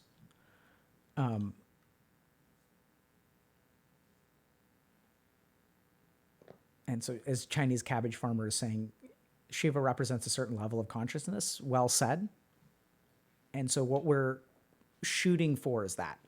As we transcend ego, we move one step closer to consciousness. And by invoking Shiva, what we aim to do is like move one step closer to transcendent consciousness. And Top Key 007 was saying, very new experience. Thank you so much. You're very welcome. Welcome to the stream. And someone else was saying, I don't want to. So Pepegas was saying, I don't want to let it go. I captured the part of me that wants to hold me back. I locked it and now I have control over it. I can't let it go. If I do, all I've been working now for till now will be for nothing. So this is where I'd say, if you don't want to let it go and you're not ready to let it go, then don't let it go. So holding on to our resentment and our triumph is sometimes what we need. So there's like, if I have a 5-year-old kid who loves their blankie, do they need the blankie? No. Does the blankie do a whole lot for them? Not really. It's purely emotional. It's purely an attachment, right? They don't need the blankie. If they lost the blankie, they'd be fine. 20 years later, they're going to be okay. So oftentimes, and at the same time, if we yank the blanket away from them, we tell them, you don't need this. This is for kids. That in and of itself is going to be traumatic. And yet, how many of you, presumably adults, have blankies? Right? We let things go when we're ready to. So if you're not ready, then hang on to it. If you're not ready to let it go, don't let it go. Then lean into the Ajna Chakra part and try to understand it, right? What is this? Why am I not ready to let it go? Can you at least see that the resentment and the triumph go hand in hand? You can't have one without the other. If you're afraid because you've built up an adaptation that involves control instead of surrender, that's fine.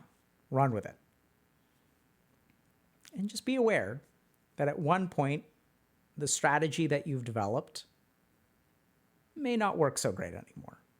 And if you ever discover that that's the case, then come back to this practice. And it'll be here waiting for you.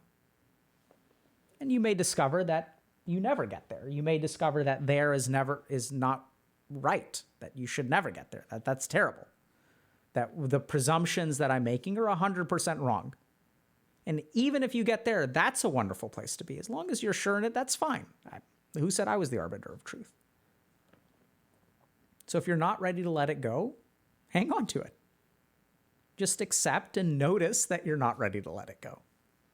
Right? That's enough for today. So alpha inhibitor 98 is doing different types of meditation okay, or should you stick to one type? Both. So I think you should try lots of different kinds of meditation until you find one that resonates with you, feels easy, and or lets you like enter a meditative state pretty easily. Then you should practice that one. Right? So once you find something, it's like, should I eat the same food every day or should I eat different foods every day? And it's like, well, it's a combination of both, right? You try a lot of things until you figure out what you like. And then you can start you get groceries to make your weekly or monthly regimen. You make chili once a month. You do salad once a week. Like you figure out what your rotation is and then you craft your meditation practice that way. Right? And the whole point, the challenge is that what a lot of people, this is the reason we teach meditation the way that we do, is a lot of people are taught. So a lot of teachers of meditation are experts in one tradition. So if you think about who teaches meditation, usually monks and stuff, right? Or you'll have some trained teacher at a meditation center. And usually what happens is you have to get certified nowadays to teach meditation. I'm a level 3 meditation instructor. And so what they've done is they've advanced very high in this one tradition.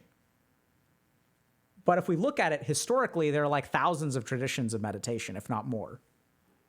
And so why? Why are there so many different traditions of meditation? Because there are lots of different kinds of minds. And the reason that so many different kinds of meditation have flourished is because different minds require different techniques, just like there's lots of different foods. The challenge is that as a society, we've started to believe in experts. Oh, this person is an expert. And even the person teaching you is I'm the expert. I know, because I've done level 3. I've done level 3 training. You do not realize how knowledgeable I am. I'm level 3 meditation instructor. But they've only been taught usually one tradition. So what they teach you is their tradition. And then what happens is people say meditation isn't for me, or they think they're bad at it. And then the meditation teacher tells them consistency is important, practice is important, you'll get it eventually. Everyone struggles with this. It's a normal part of the meditative process. You'll hear about persistence and dedication, which is sort of true. But maybe the reason that people struggle with it, and maybe the reason that it happens to everyone, is because you're a bad teacher or your technique is bad. Did you ever consider that?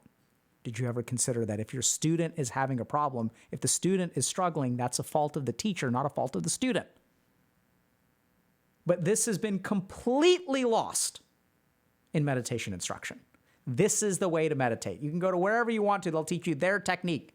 They'll charge you $0, $100, $1,000, $10,000 to meditate the best way. And if it's not working for you, try harder. Right? So it's been my experience. So part of the reason that I didn't become a monk was because I couldn't find, I found one place where I tried and they said no, or they said later. But as a consequence of that, I went and I explored lots of different kinds of meditation techniques. I went to different ashrams in India, South Korea, Japan. and studied a lot of different meditation. What I sort of came to the conclusion of was, oh, like there's like different kinds of temperaments, different kinds of cognitive fingerprints. No two minds are exactly alike. Therefore, the technique of meditation for no two minds will be exactly the same. And so experiment until you find what works for you, right? Just like you find what food you like, that happens through experimentation. And meditation should be the same way. Meditation tier list. So we already have something like a tier list. I don't know about tiers because that implies that one is better than the other. But we do have, if y'all are interested, if you check out Dr. K's Guide to Meditation, there's a segment on like history of meditation and different kinds of meditation. So we break apart like how, when I'm working with someone, there's a set of different things, like rules that I'll use in terms of recommending a meditation. So for example, is this someone who likes to focus their mind? Or is this someone who needs curiosity in order to get their mind to focus? So this is where, there are two different techniques. In one technique, I will give someone a particular mantra to chant, and that works really well for them. In another technique, I'll ask someone, decipher the sound of the ocean, or decipher the sound of your breath. Spell it out for me. What is the sound that your breath makes? And what gets them to sit every day and focus on it for 20 minutes is if they're trying to figure something out. That's what they need to get their mind to sit still. So that's where really, if you want to like learn meditation, like have a customized technique.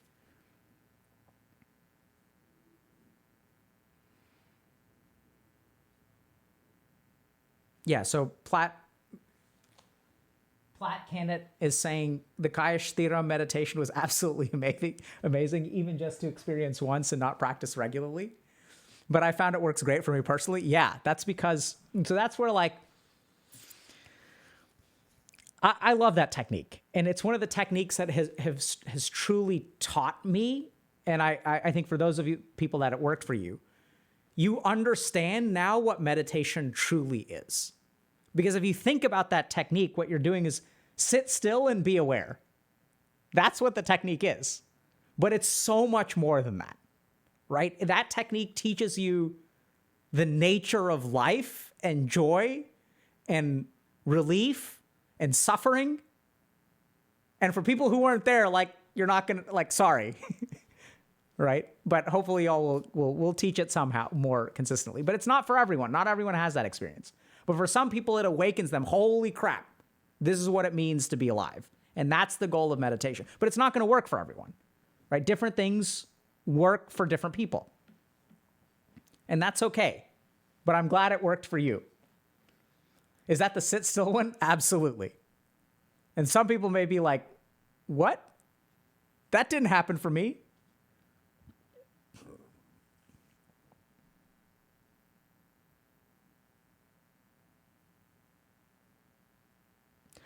Can I brute force a certain meditation type? For example, I learned I like the benefits from the third eye meditation, but it doesn't feel that easy for me to do. 100%. So you may be someone that the best meditation technique for you is one that isn't easy to do. It's like, I'm going to meditate. And you're going to do that for a while. And you're like, I'm going to meditate because this is the best one. Like, this is the one that levels me up the most. And you'll do that for a year, 2 years, 5 years, 10 years. Then you'll wake up on year 11. And you'll be like, that was silly. I never needed to do that. But you can't understand that until you brute force it. Would you say that the effects of LSD is synonymous to reaching the height during meditation? Absolutely not. We've talked about that at length, but absolutely not. We recently did a stream about meditating and getting high and what's the relationship between the two. But yeah.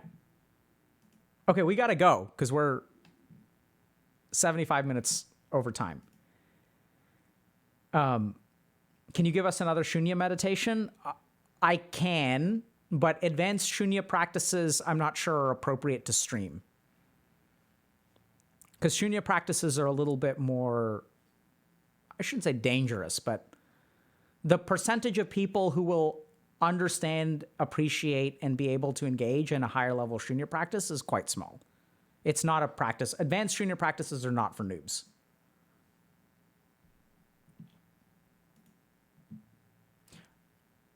Okay.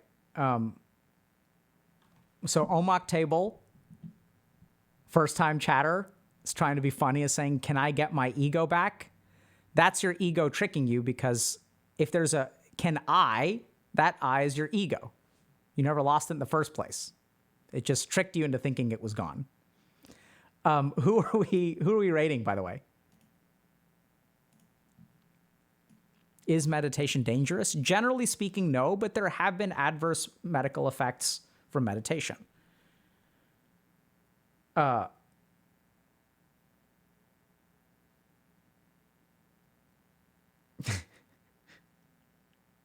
Okay, we can raid Lily. Who's the I, right? It's a beautiful question. Can I get my ego back? Who's the I and what's my? All right, we'll raid Lily.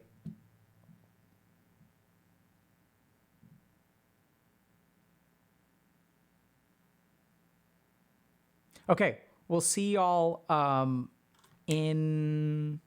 Today's Friday, so have a good weekend. We'll see y'all on Monday. Take care.